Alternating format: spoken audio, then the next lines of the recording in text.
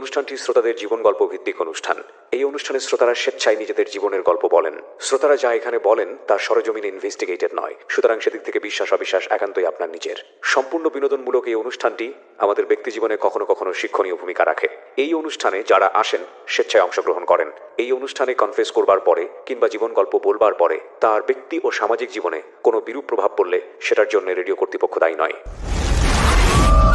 প্রতিটি অপরাধ এবং ভুল দাঁড়িয়ে থাকে গোপন কিছু ঘটনার উপর। আমরা সেই গোপনকে আনতে চাই সবার সামনে, যে গোপন আপনাকে অপরাধ কিংবা ভুলের মূল কারণ দেখিয়ে দেবে। আপনি হয়তো নতুন করে ভাবতে শিখবেন কিভাবে অপরাধ থেকে দূরে থাকা যায়।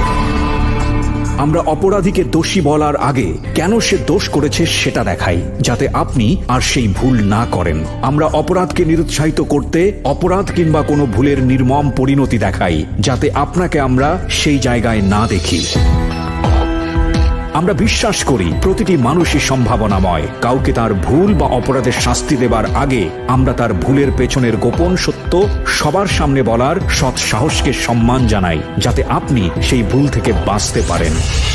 শুরু হলো সিক্রেটস, সামথিং বিয়ন্ড এন্টারটেইনমেন্ট।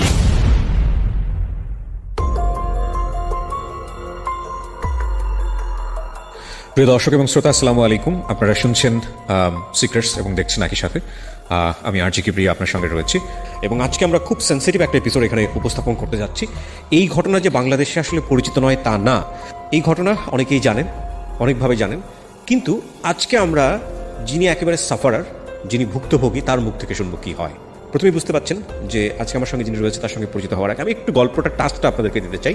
উনি আসলে বিদেশ ফেরত একজন নারী এবং উনি ওনার গল্পটা আজকে এখানে বলতে চাই। অবশ্যই তার মুখ থেকে শোনা বর্ণনা, সুতরাং এখানে বিশ্বাসযোগ্যতার একটা প্রশ্ন থেকেই থাকে, কারণ এই বিষয়গুলো ইনভেস্টিগেটেড না। তো আমরা সব কিছু মাথায় রেখে আজকের এই গল্পটা প্রচার করব, যাতে করে কোনো ধরনের কোনো অ্যাডভার্স ইফেক্ট তৈরি না হয়। তো প্রথমেই একটু আপনার সঙ্গে একটু পরিচিত হই আমরা। নামটা একটু বলেন প্লিজ। আমার নাম আখি। আখি, বয়স কত? 21 বছর। আখি, এই যে প্ল্যাটফর্ম, এটা সারা পৃথিবীর মানুষ দেখে, মানে বাংলা ভাষাভাষী মানুষ যারা আছে, এবং এটা খুবই মানুষের কাছে খুব জানাশোনা একটা প্ল্যাটফর্ম। তো এইরকম একটা জায়গাতে আপনি সাহস করে আজকে এই গল্পটা বলতে এসছেন। প্রথমে আমি জানতে চাই কেন? আমার উদ্দেশ্য শুধু এটুকুই যে আমি যেভাবে মানুষের হাতে পড়ে বাইরে গেছি, হয়তো আমাদের দেশে থেকে এরকম অনেকেই যায়, এমনকি মানে যাওয়ার পরবর্তীতে যাতে এরকম পরিস্থিতিতে কেউ মুখোমুখি না হয়, বা দেশে থেকে যাওয়ার আগে একটু যাচাই করে যায়। রাইট, খেয়াল রাখবেন যে আখির আগে আমি এরকম বেশ কয়েকটা এপিসোড প্রচার করেছি, যেটা আপনারা ঢাকা এফএমের ইউটিউব চ্যানেলে গেলে কিংবা আমার আরজি কিবরিয়া যে চ্যানেলটি আছে ওখানে গেলেও আপনারা পাবেন। মালয়েশিয়া ফেরত এক ভাইয়ের কথা আমরা বলেছিলাম, দুবাই ফেরত নাকি ওমান ফেরত এক ভাইয়ের কথা আমরা ওখানে বলেছিলাম। কিন্তু এই প্রথম কোনো একজন নারী যিনি এভাবে আপনাদেরকে সোশ্যাল মিডিয়াতে নিজেকে ফেস করে স্বেচ্ছায় সজ্ঞানে নিজের কথাগুলো এখানে বলতেছেন, এবং সেদিক থেকে এটা একেবারেই ইউনিক। কজ আসলে আমাদের যে সামাজিকতা, সেই সামাজিকতার প্রেক্ষাপটে এইভাবে আসলে নিজেকে ফেস করে, নিজেকে হাইড না করে নিজেকে প্রেজেন্ট করা, এটা অত্যন্ত সাহসের ব্যাপার। এবং সেই জায়গাটা থেকে উনি আসলে লক্ষ লক্ষ মানুষকে সচেতন করতে এসেছেন। সুতরাং এই পার্সপেক্টিভ থেকে আমরা যেন গল্পটাকে দেখি। তো আগে আমরা শুরু করি একেবারে ছোটবেলা থেকে, যেখান থেকে বলার আছে। আমরা এক ভাই 4 বোন, আমি সবার ছোট। আমার বয়স যখন 7 তখন মা মারা গেছে। তারপর আমরা ভাইয়ের কাছে চলে গেলাম, আমি আর আমার সেজ বোন। আপনার বয়স যখন 7 তখন মা মারা গেছে? হ্যাঁ। বাবা কি করতেন? বাবা তখন এমনিতে একটা ফ্যাক্সিলিটির দোকান ছিল, আর ভাইয়ের ব্যবসা ছিল প্লাস্টিকের। এটা কি ঢাকার মধ্যেই? হ্যাঁ, ঢাকা। তো ওই ছোটবেলাতে আপনি ঢাকা শহরই দেখেছেন আর কি। হ্যাঁ, কিন্তু আপনাদের আদিবাড়ি সবকিছু ঢাকাতে। আদিবাড়ি কোথায়? আদিবাড়িটা মানে আপনাদের জন্মস্থান কোথায়? জন্মস্থানে ঢাকাতে, ইসলামবাগ। আপনার বাবার আদিবাড়ি কোথায়? মেবি বিক্রমপুর, বাট আপনি শিওর না? ওকে, ঠিক আছে। তো মা 7 বছর বয়সে মারা গেল। হ্যাঁ। তারপর ভাইয়াদের সাথে আমরা চলে আসলাম, ভাইয়ের কাছে ছিলাম। তো ভাবিটা আর কি একটু অন্য রকম টাইপের থাকাতে তাদের সাথে আমাদের আর কি সবসময় ঝগড়া থাকতো। তারপর বাবা আমাকে আর আমার বোনকে নিয়ে আলাদা হয়ে গেল। তারপরে 6 বছরের মতো ছিলাম আমরা বাবার সাথে থাকার পর যখন আমার সেজ বোনের বিয়ে হয়ে গেল, তখন বাবা দেখতেছে, তখন আমি ক্লাস 7 বা 8 পড়ি। তখন তার আমার পক্ষে রান্না বাড়া করা, একটা সংসারের কাজ ধরে রাখাটা সম্ভব না, খুবই ডিফিকাল্ট। হ্যাঁ। তারপরে মানে ফুপু বড় আপুরা সবাই মিলে বাবাকে বিয়ে দিল। তারপরে যখন সৎ মা আসলো, সে খুব ভালো, মানে সৎ বলতে আর কি যা হয়, ভালোর মধ্যেও তো কিছুটা খারাপ থাকেই যায়। তারপরে দেখা যাচ্ছে সবসময় একটু রাগারাগি করতো, আবার মাঝে মাঝে খুব ভালো ব্যবহারও করতো। তারপরে ওনাদের সাথে মানে অত একটা মানে ম্যাচ করা যেটা ম্যাচ করা যেত না, উনি আর কি টোটালি সহ্য করতে পারতো না। তখন বাবারে একটু বয়স হয়ে যাওয়াতে ভাইয়ার যে বিজনেসটা ছিল, ভাই ওটার মধ্যে বাবারে নিয়ে গেল। কিসের বিজনেস ছিল? প্লাস্টিকের, প্লাস্টিকের যে বোল বালতি হরেক মাল এগুলো আছে না, এগুলো ভাইয়া নিজস্ব মেশিন ছিল। ও, ওগুলো বানাতো? হ্যাঁ, ওই ইসলামবাগেতে দোকান ছিল, ওটা আর কি মাই তৈরি করে দিয়ে গেছিল। আচ্ছা আচ্ছা। তারপর ওইখানে নিয়ে গেল বাবারে, দেখা যাচ্ছে সবাই মালগুলা দিত, বাবা ওদিকে থেকে টাকাগুলো আর কি সে নিজে উঠায় আনতো। আচ্ছা। তো ওইখান থেকে মানে আমার ওটা পছন্দ হতো না যে বাবা আমার খুব আদর করতো, আর আমি তো সবার ছোট ছিলাম, তো এগুলা নিয়ে খুব ঝগড়াঝাটি হতো। এক পর্যায়ে পার্লারের কাজটা শেখাটা আমার খুব শখ ছিল ছোট থেকেই। আচ্ছা, তো বয়স কত তখন যখনকার গল্পটা আপনি এই মুহূর্তে বলছেন? কোন ক্লাসে পড়েন? ক্লাস 8-এ পড়েন। ওকে, আমি আবারও বলছি সবাইকে যে আজকের এই গল্পটা এটা খুব গুরুত্বপূর্ণ, একটা সোশ্যাল মেসেজ আছে এখানে, সচেতনতার জায়গাতে উনি যে কথাটা বলেছেন যে ওনার মতো করে যেন কেউ কখনো বিদেশে পাড়ি না জমায়। বুঝতেই পারছেন গল্পটার ধরনটা আজকে একটু খুব সেন্সিটিভ। সেই জায়গাটা থেকে আমি বলবো যে টানবেন না আপনারা, না টেনে পুরো গল্পটা শুনবেন কমপ্লিট মেসেজ পাওয়ার জন্য। ওকে। তারপর মানে যখন ভাইদের বাসায় ছিলাম আলাদা হওয়ার আগে থেকে মানে পার্লারের কাজটার প্রতি আমার খুব ইন্টারেস্ট ছিল শেখার জন্য।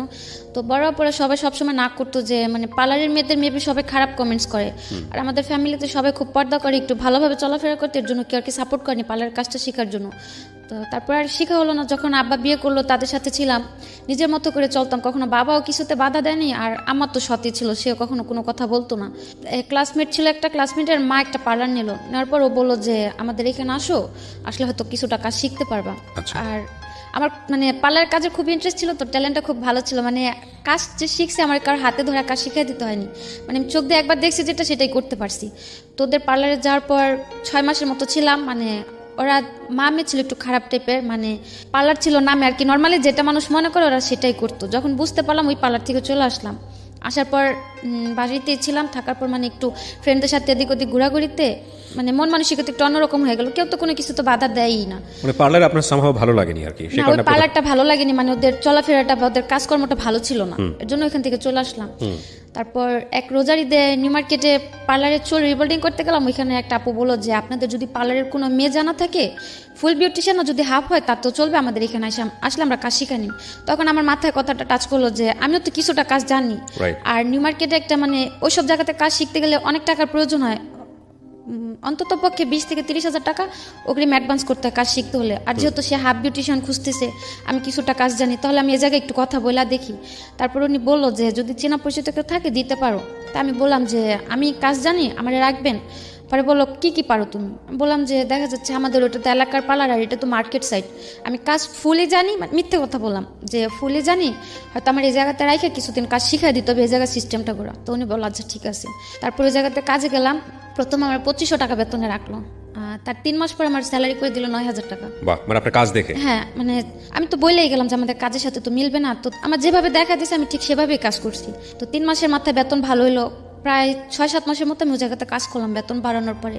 বাসা থেকেও কেউ কিছু বলে নাই, যেহেতু ওটা বাইরের এলাকাতে কাজ করতেছি, আর ওইসব জায়গাতে কাজ শেখাটাও ভালো। তারপর যাওয়ার পরে আমার একটা খালতো ভাই ছিল।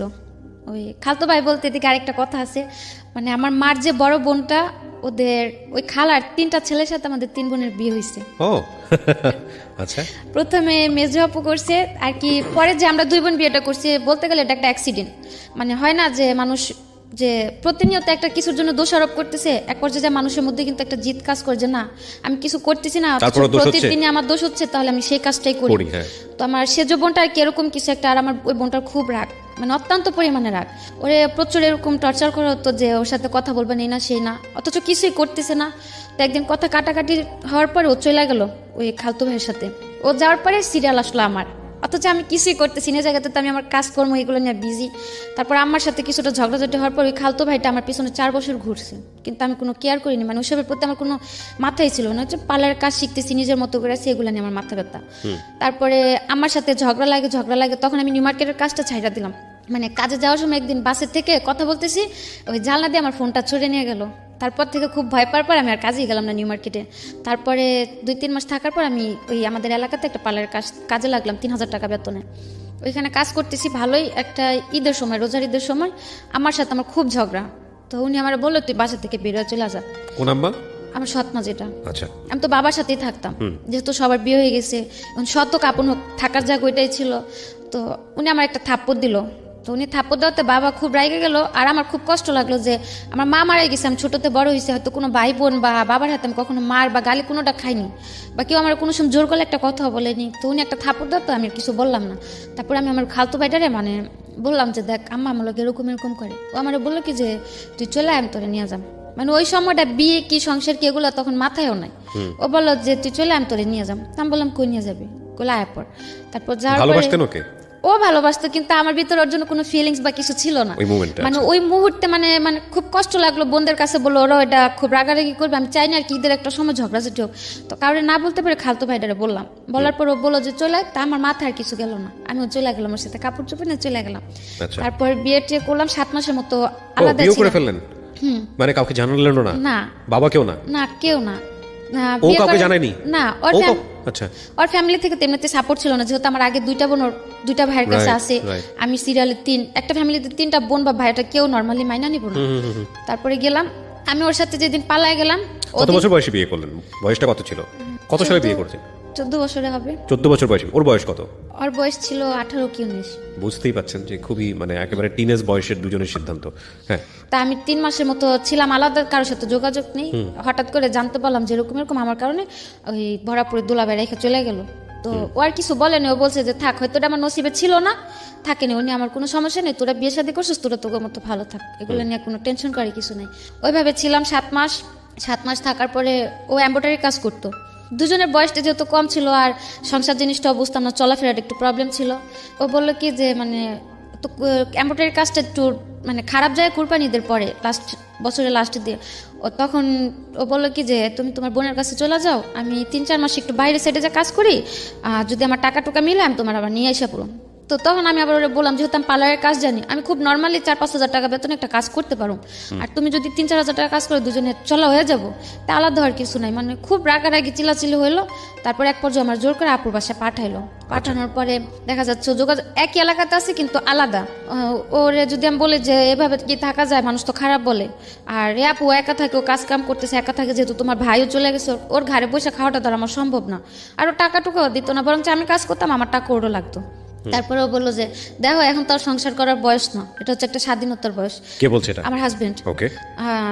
এখন এটা হচ্ছে একটা অল্প বয়স, মানে এখন বলতে গেলে আমি স্বাধীন, আর তোমার নিয়ে থাকতে গেলে আমি বন্দি হয়ে থাকতেছি। আমি যা করতেছি তোমার বলতে হইতাছে, আমার মাথায় একটা টেনশন থাকতেছে সবসময়, সংসার এগুলো আমি নিতে পারতেছি না, তুমি থাকো তোমার মতো করে।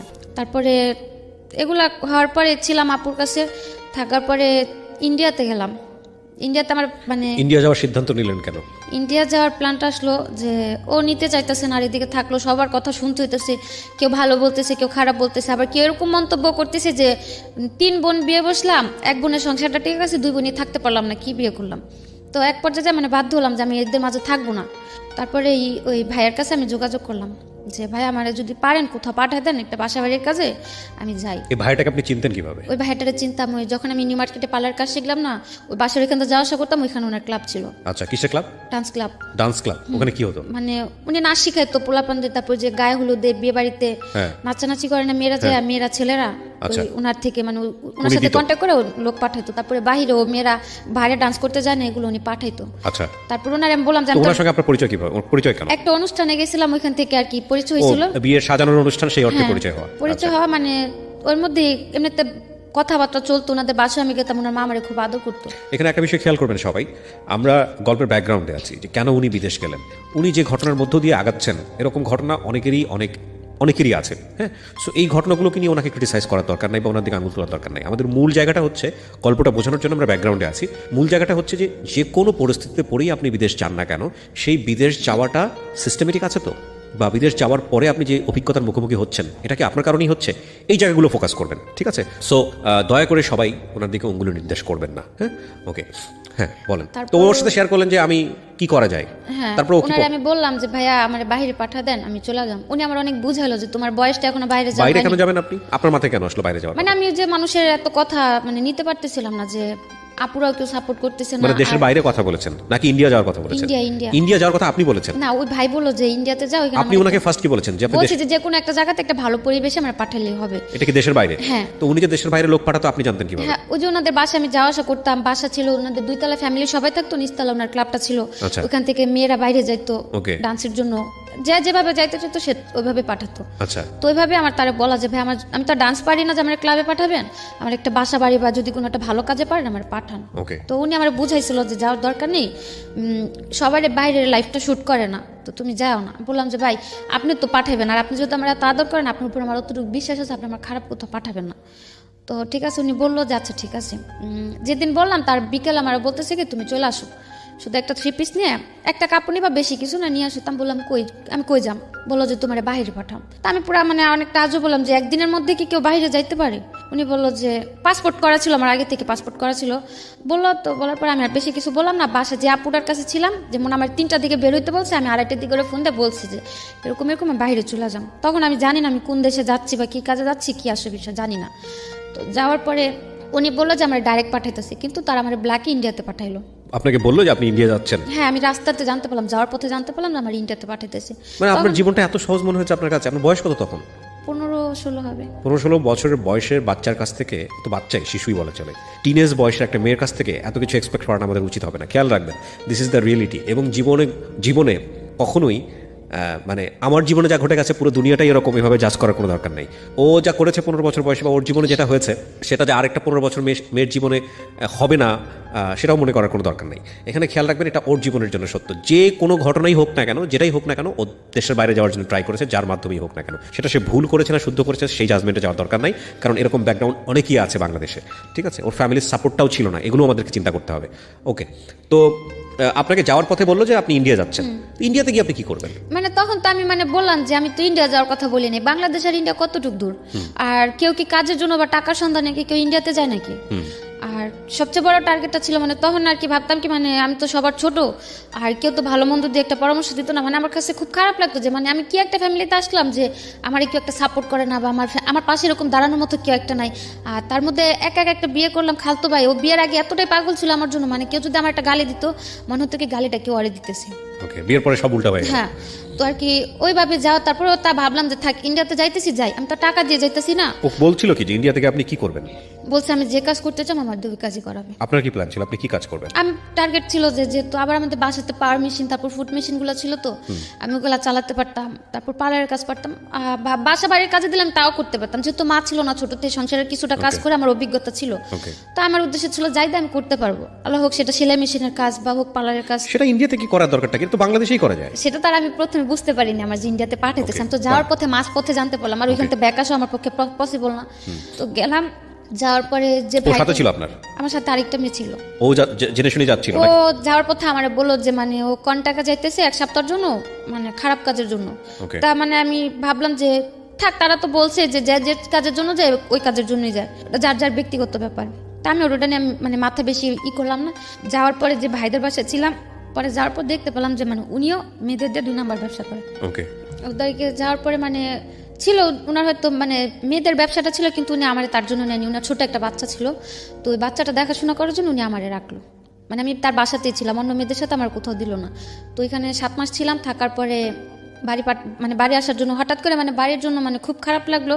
তারপর ওনার আমি বললাম আমার বাড়ি পাঠাবেন। এই 7 মাস আপনি কি কাজ করেছেন ওখানে? ওনার বাসায় ছিলাম, বাসায় ওনার যে ছোট বাচ্চাটা ছিল ওই বাচ্চাটা দেখাশোনা করতাম, আর এমনিতে বাসায় টুকটাক কাজ করতাম, ভাবি রান্নাবাড়ি করতাম। আমি আগে ইন্ডিয়ার কোথায় এটা? বোম্বাইতে। বোম্বেতে? আপনার পাসপোর্ট করা ছিল না? আমার তো যে নদী পার করে নিল পাসপোর্ট। কিভাবে নিয়েছে বলেন তো, এগুলো খেয়াল করেন? হ্যাঁ, এখান থেকে যে পারুলিয়া নাম বলে একটা সম্ভবত দেশ আছে, আর অনেক আগের তো পুরাটা মনে নেই, আপনি জাস্ট একটু মনে আছে আমার সাথে শেয়ার করেন। পারুলিয়াতে ছিলাম, পারুলিয়া যাওয়ার পর ওই কিন্তু এখানে তো আমাদের যতদূর জানি যে বর্ডার পাস করতে হয়, বা যেভাবে জানা ওই যে ওই রাতে যে পেঁয়াজ তারপর রসুন টসুন অনেক কিছু নদীর উপর দিয়ে পার করা। আর বর্ডারটা খুব বেশি একটা ছিল না, হাইস্ট গেলে 2 ফুট কি 3 ফুট হবে, এতটুকু জায়গা আমাদের পানি দিয়ে হাঁটা নিয়ে গেছে। আচ্ছা, জাস্ট ওটুকুই পার হয়ে গেল। হ্যাঁ, ওইটুকু পার হওয়ার পরে কলকাতা ঢুকে গেলাম। ঢুকে যাওয়ার পর এখানে ছবি টবি তুলে ওই কলকাতার একটা আইডি কার্ড বানিয়ে দিল। কে করলো এটা? ওই তাদেরই লোক ছিল কলকাতাতে, তারাই হয়তো সরকারি লোকের সাথে হাত করা ছিল, তারাই একটা কার্ড বানিয়ে দিল, ন্যাশনাল কার্ড বানিয়ে দিল। ওটা আপনি কলকাতার মানুষ? হ্যাঁ, তারপর ওই কার্ড দিয়ে ওই কার্ড দিয়ে আমি যে কোনো জায়গায় যেতে পারতাম। এগুলো সব ওদের সেট করা? হ্যাঁ, ওদের সেট করা। ইন্টারেস্টিং, এগুলো তো আমার জানা ছিল না। আচ্ছা, ওই আইডি কার্ড দিয়ে যেমন হাওড়াতে যাওয়ার পরে টিকিট কাটলো মুম্বাইতে, তারপরে ট্রেনে করে মুম্বাইতে গেলাম। ওই আইডি কার্ড দিয়ে মুম্বাই তো রিল্যাক্সে থাকলাম, কোনো প্রবলেম হলো না। ওকে, একটা জিনিস খেয়াল রাখবেন এখানে, this is very non investigated show. তো সেই জায়গা থেকে আমরা সরজমিনে এটা ইনভেস্টিগেট করিনি। সেই জায়গা থেকে ওর কথা আপনারা বিশ্বাস করবেন কি করবেন না সেটা একান্তই আপনাদের বিষয়, এক। আর 2 নম্বর হচ্ছে, যেহেতু এটা নন ইনভেস্টিগেটেড, সুতরাং আপনারা দেখবেন যে অনুষ্ঠানের শুরুতে একটা ডিসক্লেমার দেওয়া থাকে। সো আমরা চাচ্ছি না মানে আমাদের যিনি গেস্ট থাকেন তার কোনো পার্ট, কোনো কিছু লিগালি স্বীকারোক্তি হিসেবে নেওয়া হোক। সো এটাকে জাস্ট একটা লার্নিং হিসেবে নেওয়ার জন্যই আমরা প্রচার করছি। বাট এই ইনফরমেশনগুলো উনি যেটা বলছে সেটা সত্য না মিথ্যা সেটা আমাদের যাচাই না করেই আমরা প্রচার করছি। বিশ্বাস করাটা আপনার দায়িত্ব। ওকে, তারপর ওই ভাইয়ের বাসায় ছিলাম 7-8 মাস ছিলাম, খুব আদর করতাম। আরে হয়তো তার কারণে বাড়ির কারো কথা মনে পড়তো না, বা ওই বয়সটাতে ফ্যামিলি থেকে দূরে মানে অন্য একটা দেশে যাওয়াটা খুব টাফ, সেটা এখন বুঝি, তখন হয়তো বুঝি নাই। তারপর ছিলাম, থাকার পরে বাসায় পাঠিয়ে দিতে বললাম, ওনারা আমার পাঠিয়ে দিল 7 মাস পর। হ্যাঁ পাঠিয়ে দিল, ওদিকে আমার কোনো প্রবলেম হয়নি। তারপর আসার পরে ওই যে বোনটা ছিল, মেজো যে বোনটা, মানে আমার হাজবেন্ডের বড় ভাইয়ের সাথে যে বোনটার বিয়ে হলো, ওই আপুর বাসাতে যাই উঠলাম। ওই বাবার বাসাতে যে পালাই গেলাম, তারপর থেকে আর বাবার বাসা আমার মানে হয়তো এমনিতে দেখা সাক্ষাৎ করতে গেছি, আজ পর্যন্ত ওই বাসায়, হ্যাঁ ওই বাসায় আজ পর্যন্ত এক রাত কাটাইনি, আজও পর্যন্ত না। তো এই যে ভাইয়ের বাসায় আসলাম, ওনার তো ছোট ভাই ছিল আমার হাজবেন্ড, ওই ভাই আমার বাসায় তোলার আগে জিজ্ঞেস করলো যে তোমার যে আমি বাসায় তুলুম, তুমি কি আমার মুখটা রাখবো ওই জায়গায়, আমার বাড়ির কাছে আবার চলে যাবে, যদি চলে যাও তাহলে আমার বাড়ি একদম মানে যাওয়ার পথে সালাম করে যাবে, আর কোনোদিন এদিক ফিরে তাকাবা না। এটা আপনাকে কে বলছে? মেজো আপুর হাজবেন্ড। মেজো আপুর হাজবেন্ড, সেও তো আপনার খাওয়াতো ভাই? হ্যাঁ, ওই আমার হাজবেন্ডের বড় ভাই বললো, যেহেতু না ছোট ভাইয়ের সাথে একটা অ্যাক্সিডেন্ট হয়ে গেছে, এখন উনি আমার জায়গাটা দিব, তো ওনারটা কথাটা হচ্ছে যে তুমি আমার মুখটা রাখো, আমার ফ্যামিলির কাছে আমার তুমি নত করো না। ঠিক আছে, আমি বললাম আচ্ছা ঠিক আছে। তো যাওয়ার 3 দিন পর ওই আমার হাজবেন্ড খুব মানে পাগল হয়ে গেল নেওয়ার জন্য। তারপর অনেকদিন পরে দেখেছে। হ্যাঁ, তারপরে আমি বললাম যে আমি একা তোমার কাছে যাইতে পারো না, যদি তুমি তোমার ভাই বোন নিয়ে আসো আমার নিয়ে যেতে পারো, আমি যাম, আমি একা যাইতে পারো না। তারপরে ওর যে বড় 2টা বোন ছিল, বড় 2 বোন ওই ভাইরে বুঝাইলো যে থাক, বিয়ে শাদী করছে, সংসার করে খাইতে পারলে আঙ্গ কি, হয়তো এখন যদি আমরা না করি পরবর্তীতে এগুলো নিয়ে একটা পর্যায়ে আঙ্গ দোষারোপ করবো, তার চেয়ে থাকুক না, সমস্যা কি। তো সবাই রাজি হওয়ার পরে গেলাম আমি ওর কাছে। আমি আমার ননাসের সাথে এক বাসাতেই ছিলাম, যে দূরে থাকলে হয়তো আবার একটা আকাম কুকাম করবো, তাই আপারা ওদের সাথেই রাখলো যে যাক, ছোট মানুষ দুজন। আপনাকে জিজ্ঞেস করুন আপনি 7 মাস কই ছিলেন? হ্যাঁ, সবাই জানতো তো। আচ্ছা, যাওয়ার পর সবাই জানতে পারলো না, যেহেতু আমি 7টা মাস বাড়ি থেকে নিখোঁজ। কিন্তু সন্দেহ হওয়ার কথা না, আপনি এই ধরনের একটা কাজে বাইরে। যেহেতু আমি ভালো হালে ছিলাম, সবার সাথে কন্টিনিউ যোগাযোগ করতে। আপনার হাজবেন্ড আপনাকে বিশ্বাস করেছে? হ্যাঁ করেছে। আর যে ভাইয়ের বাসা ছিলাম, আমাদের বাসার পাশে তার বাসা ছিল, ইন্ডিয়াতে? বাংলাদেশে, মানে বাংলাদেশে তো তাদের বাড়ি আছে, ওই ভাইয়া বাঙালিই ছিল। ওকে, মানে আমাদের বাসা থেকে হাইস্ট গেলে 10 থেকে 15 মিনিট তাদের বাসা। ওকে। আর কিন্তু এখানে আপনি বলছেন যে মুম্বাইতে আপনি ছিলেন? হ্যাঁ, মুম্বাইতে তারা এখান থেকে ওইখানে যা ব্যবসা করতেছে, বাংলাদেশ থেকে ওখানে যা শিফট হয়েছে, তো তাদের ফ্যামিলি বাবা মা সবাই ঢাকাতেই থাকে আমাদের বাসার পাশে। তো আসলাম, আসার পর আমার নিল, গেলাম, যাওয়ার পরে ও ভালোই কাজ কাম করতেছিল, আমি একটা পার্লারের জব নিলাম। তার মধ্যে দিয়ে যে বাইরে ছিলাম, বা যে তার স্বাধীনতা দরকার ছিল, ওর মধ্যে সে ওই যে ইয়াবা টিয়াবা এগুলোর মধ্যে জড়াই গেল আমার হাজবেন্ড। তো আমি যখন গেলাম তখন তার জানতাম না, যাওয়ার পরে মানে 2-1 দিন পরে পর মানে ওইসব নেশাগুলোতে ধরে। তারপর খুব মানে ই করতো, আমি বুঝাইতাম যে তোমার তো এটা একটা বয়স না নেশা পানি করার, যেহেতু আমিও খুব ছোট ছিলাম, বোঝানোর মতো আমার তেমন একটা জ্ঞান ছিল না। তারপর খুব বুঝাইতাম, একটা পর্যায়ে দেখা গেত রুমের ভিতরে এগুলা করতো। আচ্ছা, করতো তো ভালো কথা, ও তো ইয়াবা খেলে তো সারা রাত ঘুম আসে না, ও তো খাইতো পারতো, সাথে আমারও খাওয়াতো। যেহেতু সারা রাত জায়গা থাকবো, আমি ঘুমায় থাকুম, কি করবো, জাগ না থাকলে তো দুজনে বসে বসে কথা বলতে পারবো। তো গেল এরকম করতে করতে, যখন মানে একটা না মাঝে মাঝে দেখা গেত বাধ্য করতো, যখন মানে খুব জড়াজড়ি করতাম, তখন বলতাম যে যদি আরেকবার কিছু বলো তাহলে হয়তো আমি তোমার আপুরে ডাক দেবো, পাশের রুমেই আছে, বেশি দূরে নেই। বা মাঝে মধ্যে দেখতাম যে আমি ঘুমাই গেলে সারা রাত তো একা একা বসে থাকে, ফোর্স করতেছে খুব ভাবে, তখন হয়তো ওর সাথে আমার ওইগুলো তো জড়াই নিত। আচ্ছা। তো এক পর্যায়ে যখন মানে খুব গভীরভাবে এগুলো করলো, মানে কন্টিনিউ চলে, প্রতিদিনই ঘরের ভিতরে এগুলো চলে, কোনোভাবে স্টপ করতে পারতেছি না। আস্তে আস্তে মানে ওর ব্যবহার আচরণ খুব খারাপ হয়ে গেল, মানে বলতে গেলে এক প্রকার মানুষ বলে না নেশাখোরের ব্যবহার আর কি থাকতে পারে, ওইরকম হলো। তারপরে আবার ঝগড়া লাগলো। ঝগড়া লাগার পরে এবার আমার বোনেরাই বললো যে ওর কাছে রাখবো না। তখন বাসায় টুকটাক সবাই জানলো যে নেশা পানি করে, কাজ কাম ঠিক মতো করতেছে না, আবার আমি কাজ করতেছি, সেই টাকাগুলো নিয়েও নেশা করতেছে। তারপর আপুরা আমার নিয়ে আসলো, আসার পর 7 মাস ছিলাম বোনেদের কাছে। ওই 7 মাসই প্রতিদিনে আমি ওরা ফোন দিয়ে বুঝাইছি যে আসো তুমি একটা কাজ কাম করো, আমিও করি, যেহেতু আমার মা নাই, আমার থাকার মতো একটা জায়গাও নেই ওরকম, বা আমার কেউ সাপোর্ট করারও কেউ নাই। আর কিছুদিন পর পর এরকম এক হইতেছি, আবার দূরে যেতেছি, বোনের কাছে এসে থাকতেছি, এগুলো তোরাও ডিস্টার্ব হইতেছে, আমার সাথে খুব খারাপ ব্যবহার করতেছে। আজকে আমার মা থাকতো, তুমি আমার ফেলা দিছো, আমার মা আমার আগলায় নিত, কিন্তু আমি তো সে সাপোর্টগুলো কোথাও পাইতেছি না। বোনেদের কাছে টাকা দিয়ে থাকতেছি, কিন্তু ওরা খুব খারাপ ব্যবহার করে, উঠতে বইতে কথা শুনতে হয়।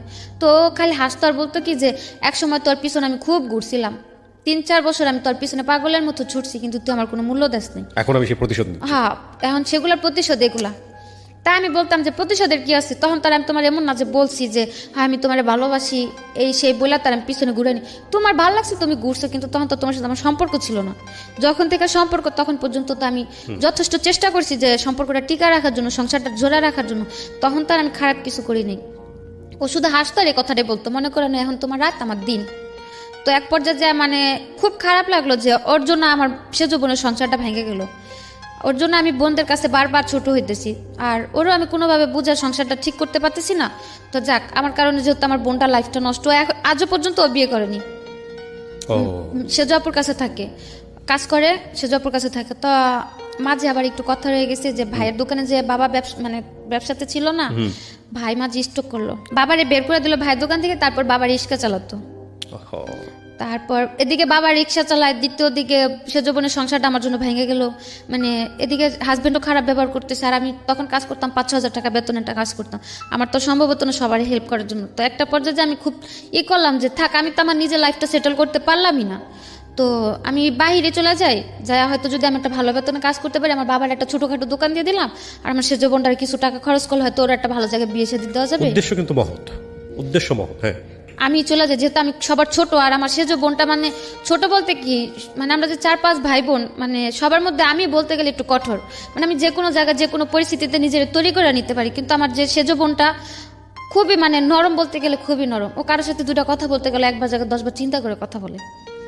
তো সে জায়গা থেকে আমি ভাবলাম যে যদি আমি বাইরে চলে যাই, আমার দ্বারা যদি আমার বাবাটা একটু ভালোভাবে থাকতে পারে, আর আমার বোনটারও বিয়ে হয়ে যায়, তো এগুলো টার্গেট করে আমি ওই ভাইয়ের কাছে আবার গেলাম। যার পর বললাম যে ভাইয়া, আমি ইন্ডিয়া সব ছোট কোনো জায়গায় যাবো না, আমার অন্য কোনো একটা ভালো জায়গায় পাঠান, যাতে আমি আমার ফ্যামিলিটার জন্য অন্তত কিছু করতে পারি। আমি আমারই নিয়ে চিন্তা করি না, কারণ আমি একা সবার ছোট মানুষ, আমি একা একটা মানুষ, আমি হয়তো মানুষের বাসায় কাজ করে খেলেও খাইতে পারবো, হয়তো আমি আমার বাবাটার আর বোনটার লাইফটা যদি সেটেল করে দিতে পারি, তাহলে হয়তো আমার কাছে নিজে খুব ধন্য মনে হইব। তো তারপরে উনি বললো যে আচ্ছা ঠিক আছে, পাসপোর্ট দিয়ে যায়, আমি দেখি। তো দিয়ে আসলাম পাসপোর্ট দিয়ে আসার 1 মাস পরে ওই শবে-বরাতের দিন আমার ফোন করলো যে আমার পাসপোর্টে ভিসা লাগছে মালয়েশিয়ার। তো আমি জিজ্ঞেস করলাম কি কাজ মালয়েশিয়ার, পরে বললো যে তুমি মালয়েশিয়া যে পার্লারের কাজ করতে পারবা। তা আমি বললাম যে আচ্ছা ঠিক আছে। তারপরে বাসা সবারে ওই শবে-বরাতে নামাজের পরে, মানে আমার ফোনেও ছবি পাঠাইছিল যে মালয়েশিয়ার ভিসা আসছে, ওই ছবিটা সবাই দেখালাম যে এরকম মালয়েশিয়া চলে যান। তারপর সবাই খুশি। এই মালয়েশিয়া যাও কি এই ভাইয়ের মাধ্যমেই? এই যে ভাই পার্লারে কাজ করতো? হ্যাঁ, না ওই যে ক্লাবে ছিল যে ভাই, যে ভাইটা আপনাকে ওই আপনি ক্লাবে পরিচয় হলেন, যে আপনাকে ইন্ডিয়া পাঠিয়েছিল একটু আগে, সেই ভাই? ওকে। তার 15 দিন পর আমার টিকিট আসলো। তো আপনি ভাইকে বিশ্বাস করলেন কিভাবে? আপনাকে এর আগে পাঠিয়ে দিল ইন্ডিয়াতে, এরকম একটা জায়গা? ইন্ডিয়াতে পাঠালো তখন তো আর তাদের পরিবেশটা খারাপ ছিল, কিন্তু আমার সাথে তো আর কেউ খারাপ কিছু করেনি, আমি তো ভালো কাজ করলাম। সেজন্য ট্রাস্টটা ছিল, যেহেতু খারাপ পরিবেশে তো মানুষ ভালো কাজ করেছে আমার সাথে তো কোনো অত্যাচার বা খারাপ কিছু হয়নি। ওই বিশ্বাসে আমি বললাম যে ভাই আমার আবার কোথাও পাঠা দেন, কিন্তু আমি ইন্ডিয়া এসব জায়গায় কোথাও যাবো না।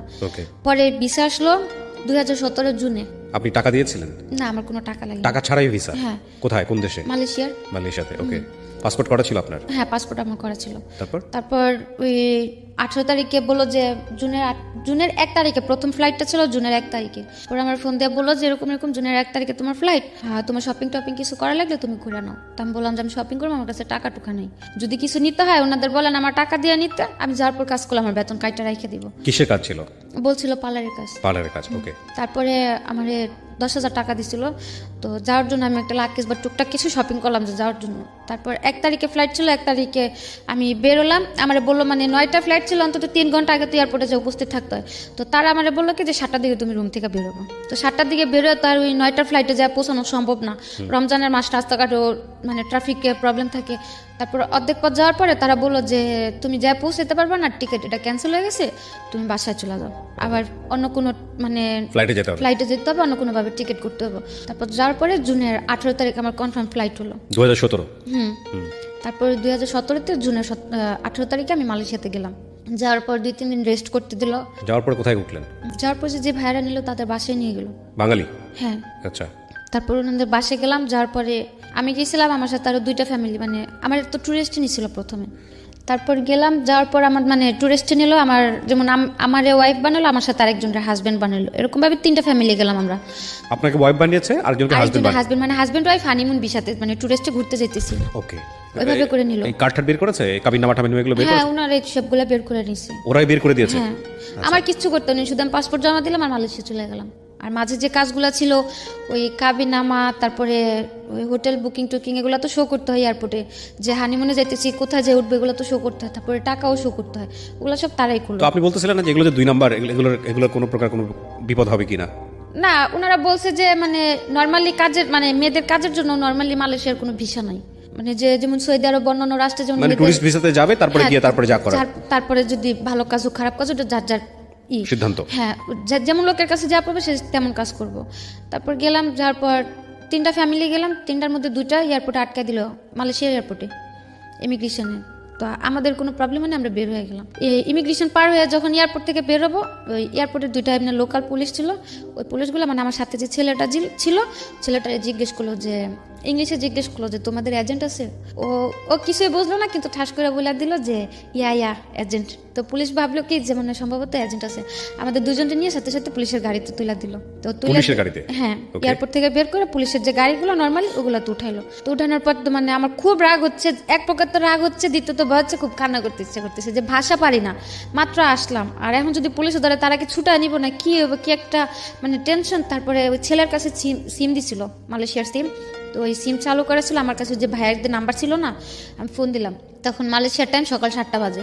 তো ফোন দিলাম, ফোন দেওয়ার পর ওই আপুটা ফোন রিসিভ করলো, ভাইয়ার ওয়াইফ রিসিভ করার পর আমি অনেক চিল্লাচিল্লি করলাম যে কিরকম অশিক্ষিত একটা লোক দিয়েছেন সাথে, সারা ইমিগ্রেশন পার করে আইসা মানে আর এক পা গেলে এয়ারপোর্ট থেকে বেরোয় গেছি, মেন গেটের সামনে এসে কি বললো, পুলিশ এখন গাড়িতে তুলে রাখছে।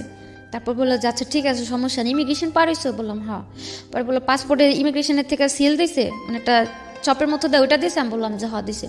তাহলে আর কোনো সমস্যা নেই, ওটা তোমার করে নিয়ে এমনি ঘুরে আগে ছাইড়া দিব, তোমাকে জেলে আর ঢুকাইতে পারবো না, কিচ্ছু না, রাগারাগি কোনো নর্মাল থাকো, মানে দেখা যাতে বুঝতে না পারে যে তোমরা ভয় পেতেছো বা কিছু একটা। তো বললাম যে ঠিক আছে। তো 1 ঘন্টা 1.5 ঘন্টা মতো ঘোরাঘুরি করার পর যে এজেন্টের মাধ্যমে আমরা গেলাম, মানে সাথেও একটা লোক ছিল আমাদের, ওই লোকটা তারপর ওই মালয়েশিয়ার রিঙ্গিত 4000 রিঙ্গিতে আমাদের দুজনের ছুটা নিল এয়ারপোর্ট থেকে ঘুষ দিয়ে।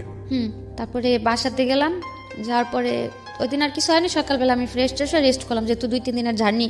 তারপর ছিলাম গেল 1 সপ্তাহের মতো রেস্ট করলাম। রেস্ট করার পরে ওই আপুর সাথে কথা বলতে বলতে একটু ফ্রি হলাম। মেন যে লোকটা ছিল ওই আপুটাই, আর ভাইয়ারটা মানে যেমন ওনারাও গার্লফ্রেন্ড বয়ফ্রেন্ড ছিল, হাজব্যান্ড ওয়াইফ না, মানে মেয়েটা যেমন ব্যবসা করতো ওই ভাইয়ারটা তাকে সাপোর্ট করতো। হ্যাঁ, যে মেয়েটা ব্যবসা করতো উনিও বাঙালি। তো আমি বললাম যে আপু 1 সপ্তাহ হয়ে গেছে, তো আমার কোথায় কাজে দিবেন বা কি কিছু তো বললেন না। পরে বললো থাকতে থাকো, তোমার তো সমস্যা নেই, তুমি থাকতে থাকো, সময় হলে আমরাই তোমার কাজে পাঠাম। তো আমি আর কিছু বলি না, ভাবলাম হয়তো যেহেতু বললাম সে পার্লারের কাজ, হয়তো যে প্রসেসটা আমার কাজে দেবে ওই জায়গাটা খালি নেই। ওই একদিন রাত্রে আমার বলতেছে যে তুমি রেডি হও, তোমার কাজে যাইতে হবে।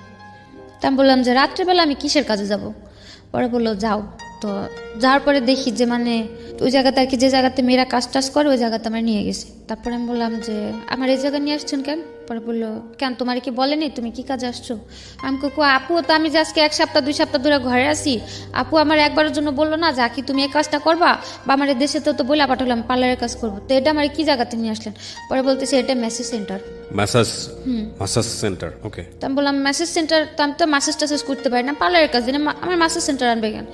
পরে বললো যে চুপচাপ থাকো এই জায়গাতে, অন্তত কোনো ক্যাচাল করো না, ভালো হবে না। ওই জায়গার বস টসগুলো ছিল চীনা। তো আমি বললাম কেন আমি এই জায়গাতে থাকুন? তো আমি চিল্লাচিল্লি করে উঠে নিলাম।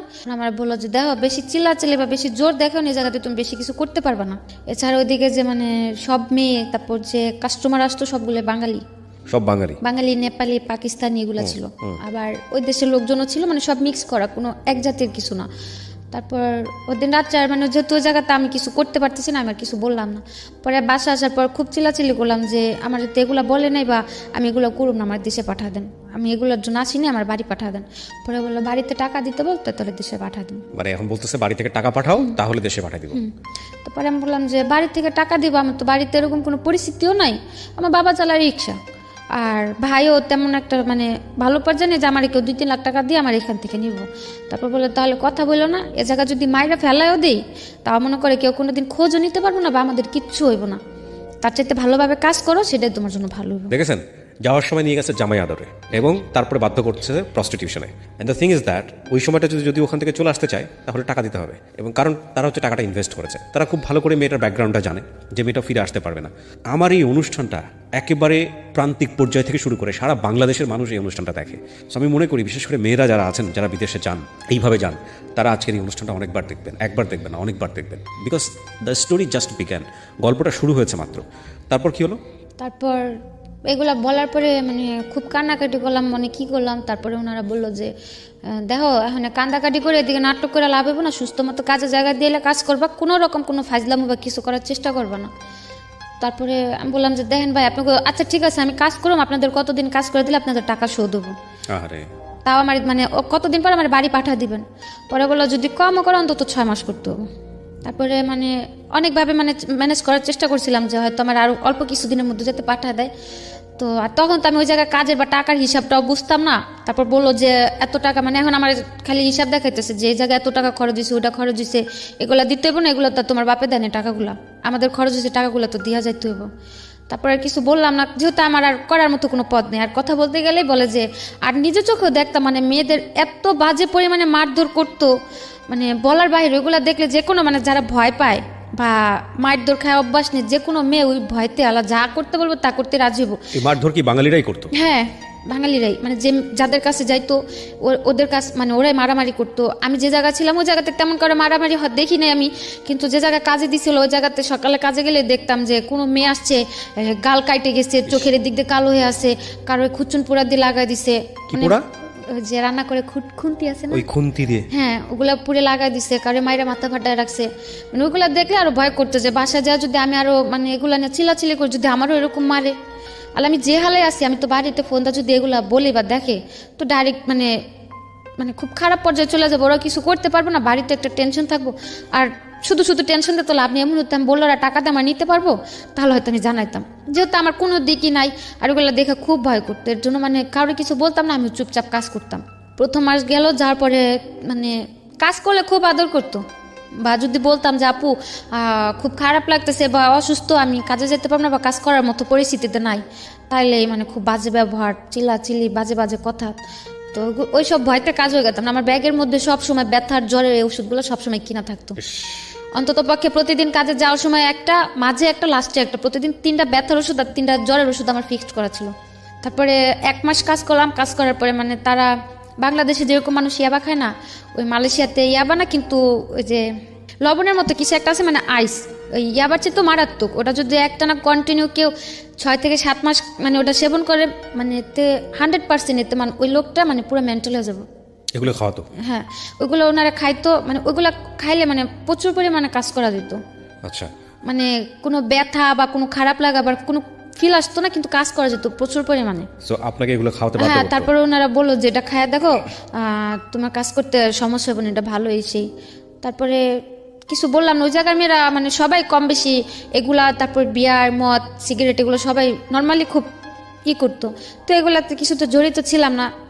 তারপরে ওটা একদিন ই করলো, তারপরে ট্রাই করার পর দেখলাম যে হ্যাঁ, ওটা খায় তো কাজ করলে কোনো রকম কোনো রিয়াকশন হচ্ছে না শরীরে, বা মানে ওনাদের গালিও শুনতে হইতেছে না, আমার কাজ হইতেছে, আমি তো বাড়িই চলে যাম, আমি বেশি কাজ করতে পারলাম আর আরো জলদি দেশে পাঠিয়ে দিব।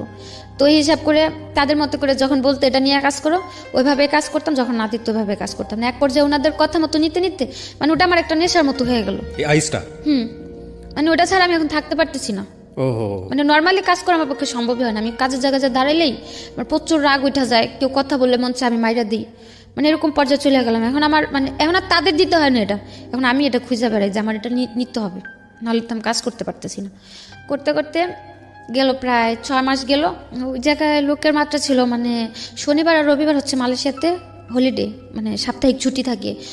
শনিবার অন্তত কমপক্ষে 30টা কাজ করতে হতো, আর রবিবার এমনও দিন যেত, এমনও রবিবার যেত 70টা 80টা এরকম কাজ করতে হতো। আর নর্মালি পার ডে 20টা 15টা 25টা এরকম ফিক্সড করা ছিল।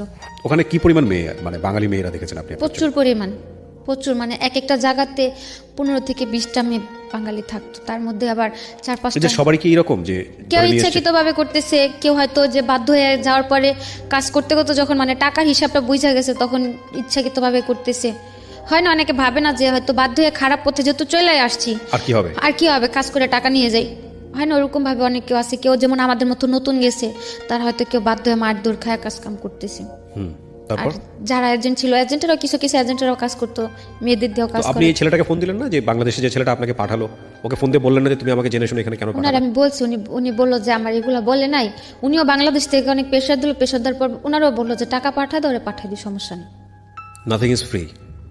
আপনাকে মাগনা মাগনা নিচ্ছে, নিয়ে গিয়ে আপনাকে একটা সুন্দর কাজ দিবে, এটা মনে করার কোনো কারণ নেই। প্রথম কথা হচ্ছে এগুলো ইলিগাল। আপনি অবৈধভাবে বাংলাদেশ ছেড়ে অন্য দেশে কেন যাবেন, এটা হচ্ছে প্রথম কথা। এটা তো যাওয়াই উচিত না, তাই না?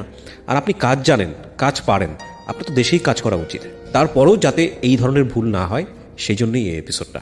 ওকে, তারপর 6 মাসের কাছাকাছি যখন চলে আসলাম, তখন তো নর্মালি আমি কিছুটা নর্মাল হয়ে গেছি, যেহেতু আমার 4-5 মাস অভ্যস্ত হয়ে গেছেন। 4-5 মাস যাবত এগুলো করাইতেছে। তখন আমার মাথাও নর্মালি একটা এরকম থিঙ্ক আসলো যে যাক, এই জায়গায় তো প্রচুর পরিমাণে কাজ করায়, আর হয়তো আমি যদি তাদের সাথে বৈশা 6 মাসের যেহেতু আমার কন্ট্যাক্ট শেষ হলে যদি আমি তাদের সাথে বৈশা 50-50-তে কাজ করতে পারি, হয়তো আমি যে উদ্দেশ্যটা, বাইরে তো আমার যাওয়ার উদ্দেশ্য ছিল টাকাটা, আর বাইরে যাওয়ার আগে মনে করতাম কি যে টাকা হইলে সবার ভালোবাসা কিনতে পাওয়া যায়, বাপ মা হোক ভাই বোন হোক সবারটাই পাওয়া যাবে। দেখতাম মানুষ ভালো মন্দ খাইতে পারলে ভালোভাবে কথা বলে, তা আমি তাই ভাবতাম টাকা দিয়ে বুঝি সবার ভালোবাসা আমি কিনতে পারবো। আমি যদি সবাই টাকা পয়সা দেই, সবাই আমার আদর করবো, আমার সাপোর্ট করবো। যে জিনিসটা আপনার চাইল্ডহুডে মিসিং ছিল, হ্যাঁ, ছোটবেলায় আপনি পান। হ্যাঁ। আর তারপর যখন যে কোনো জায়গায় এখনো পর্যন্ত যদি কাউরে দেখি না পোলাপান মাদের সাথে চলাফেরা করে, বা মারা যখন বাচ্চাদের আদর করে, এই জিনিসটা ছোট থেকে বুঝি নাই, কিন্তু এখন এটা নিয়ে খুব খারাপ লাগে যে কত মানুষের মানুষ বুড়া হয়ে যায়, কিন্তু মানুষের বাপ মার কিছু হয় না। আর আজকে যদি আমার মাটা বাইচা থাকতো, হয়তো আমাদের কারো লাইফটা এরকম ছিন্ন ভিন্ন একটা পর্যায়ে এসে ধার হইতো না, বা আমারও এই সিচুয়েশনগুলোর মুখোমুখি কোনোদিন হতো না। তো এই জন্য আপনার মনে হয়েছে টাকা ইনকাম করি, টাকা ইনকাম করলাম, যদি সবাই টাকা পয়সা দিতে পারে, সবাই বুঝে আমার একটু আদর করবো, হোক না টাকার বিনিময়ে, তারপর সবার থেকে একটু ভালো ব্যবহার তো আমি পাবো। তো যখন 6 মাস গেল, তখন আমি ভাবলাম যে থাক, আমি তো এই জায়গাতে কি খারাপ হালে আছি ভালো হালে আছি তা তো আর কেউ দেখতেছে না, সবাই তো মনে করে আমি খুব ভালো হালে আছি। তো ওনাদের সাথে একটা বসে আন্ডারস্ট্যান্ডিংয়ে যা দেখি, যদি আমার টাকা টোকা দিয়ে কাজ করা যায়, আমি আর কিছুদিন কাজ করে বাবার একটা দোকান দিয়ে দিই, আর বোনের জন্য কিছু টাকা ক্যাশ করা আমি বাড়ি চলে যাম। যেহেতু আমার যা হওয়ার তা তো হয়েই গেছে, এখন আমি বাড়ি যদি শূন্য হাতে চলে যাই, হয়তো আমার কিছুদিন পরে আবার একটা স্টেপ নিতে হবে, বা দেশে এসে কম বেতনে কাজ করে আরো কথা শুনতে হবে যে 5-6 মাস বিদেশ থেকে আসলাম, কি করলাম, সব দিক দিয়ে চিন্তা ভাবনা করে আমি ওনাদের সাথে বসলাম। একদিন বসার পর বললাম যে আপনারা তো আমার 6 মাসের কন্ট্রাক্ট আনলেন, 6 মাস তো শেষ, তো আমি যদি এখন বাড়ি চলে যেতে চাই, বাড়ি পাঠা দিবেন? পরে ওনারা বললো যে যদি চলে যেতে চাও পাঠা দিন, যদি থাকতে চাও থাকবা, আমাদের কোনো সমস্যা নেই। আর যেহেতু আমি ভয়ে কাজ করতাম, ওনাদের তারা আমার কোনো টর্চার করতে হয় না, বা খারাপ কোনো ব্যবহার ওনারা আমার প্রতি কখনো যায়নি। আর আমার খুব আদর করতে, এই কারণে আমার যে জায়গায় কাজে দিচ্ছিল, ওই জায়গায় কেউ বলতো না আমি যে বাঙালি, কালো হয়তো সবাই মনে করতো কি ইন্ডিয়া। তো এই কারণে প্রচুর কাজ হইতো, আর কাজের জায়গায় সবাই অনেক আদর করতো, বস যারা ছিল, এই কারণে আমার ওই এজেন্টগুলো আমার খুব আদর করতো। ওনারাও ওই 6 মাস আমার সাথে ওরকম ভাবে ছিল যাতে আমি 6 মাস পর থাকতে রাজি হই। তারপরে ওনারা খুব আদর করতো, ওনারা আমার এরকম ভাবে রাখছে বা বুঝাইছে যে তুমি যদি থাকো ভালোভাবে থাকবা, এটা সেটা, বা আমিও ছিলাম, দেখলাম তো ভালোই। তারপরে আমি আবার রাজি হলাম যে ঠিক আছে। আপনাদের যে এই ধরনের কাজের মধ্যে জড়িয়ে গেছেন বা করাচ্ছে সবাই, আপনাদের নিয়মিত মেডিকেল চেকআপটা করা হতো, ডাক্তারি চেকআপটা করা হতো? না, ওদিকে ওরকম ভাবে কোনো কাজ করাইতো না, যে কোনো স্বাস্থ্য পরীক্ষা যেটাকে বলে, হ্যাঁ, এগুলো করানো হতো না। না না, এগুলো তো এক ধরনের মৃত্যুকূপ যেটাকে বলে। তো কখনো ডাক্তারের কাছে চিকিৎসা করতে নিয়ে যেত না, কোনো প্রবলেম হলে ওগুলোর জন্য নিয়ে যেত। তারপর ওনার সাথে বসার পর আমি বললাম যে আমার যেহেতু কন্ট্যাক্ট শেষ, আর সো মিউচুয়ালি 50% বা এরকম কোনো কিছু। হ্যাঁ, তো আমি যদি এখন থাকতে চাই, আমার কিভাবে রাখবেন? ওরা বললো যদি থাকতে চাও, বেতনে থাকতে চাও, বেতনে থাকতে পারো, আর যদি 50-50-তে থাকো তাও থাকতে পারো, যেহেতু কন্ট্যাক্ট শেষ। আমি ভাবলাম যে যদি আমি চাইলে পারতাম ডাইরেক্টলি একা কাজ করতে, আমি যা কাজ করতাম টাকাগুলো আমার থাকতো, যদি তাও আমি বলতাম রাজি হতো। যেহেতু কন্ট্যাক্ট শেষ, তাদের টাকা দুইটাই গেছে। তা আমি ভাবলাম যে ওই জায়গাতে তো কাজ করতাম, পুলিশের যে প্রবলেমগুলো হতো দেখতাম, তা আমি ভাবলাম যে আমি যদি একা কাজ করি, আমার তো পুলিশে যদি একটা প্রবলেম হয়েও যায়, আমার তো কেউ সেফটি করবো না। আর দ্বিতীয় কথা হচ্ছে, তাদের যদি আমি কিছু টাকা দিয়ে হাত করে রাখি, আমার যত বড় প্রবলেমই হোক, যত তারা ব্যবসা করে, তাদের সাথে ওরকম লোকেদের সাথে অবশ্যই হাত আছে, ওনারা আমার সাপোর্ট করবো। তারপর আমি বললাম যে ওগুলো ভাইবা, আমি বললাম আমি 50-50-তে কাজ করুম, যদি আমার পুলিশ টুলিশ ধরে বা কিছু করে, ওইগুলো আর সাপোর্ট দিতে হবে আপনাদের। পরে বললো যে ঠিক আছে, যদি পুলিশ ধরে নিয়ে যায়, ছুটায় আনতে যা টাকা লাগবে তাও তুমি অর্ধেকটা দিবা, আমরা অর্ধেকটা দিই। তা আমি বললাম আচ্ছা ঠিক আছে। তো ওইগুলো ওইভাবে কথা বলার পরে, কন্ট্যাক্ট শেষ হওয়ার পরে, ও কন্ট্যাক্টের মধ্যে আমার আবার আরেক জায়গায় বিক্রি করে দিল। বিক্রি করলো কিভাবে? হ্যাঁ, ওই যে 6 মাসের কন্ট্যাক্ট ছিল না, ওনারা আমার 1 মাস কাজ করাইলো। আর এগুলো তো পরে বুঝতে পারলাম যে কি পরিমাণে টাকা। 1 মাস না, একটা মেয়ের দিয়ে যদি 15 থেকে 20 দিন কাজ করে কন্টিনিউ, ওই একটা মেয়ের যাওয়া আসার যা খরচ যায়, সম্পূর্ণ টাকা উঠা যায়। 15 থেকে 20 দিনই।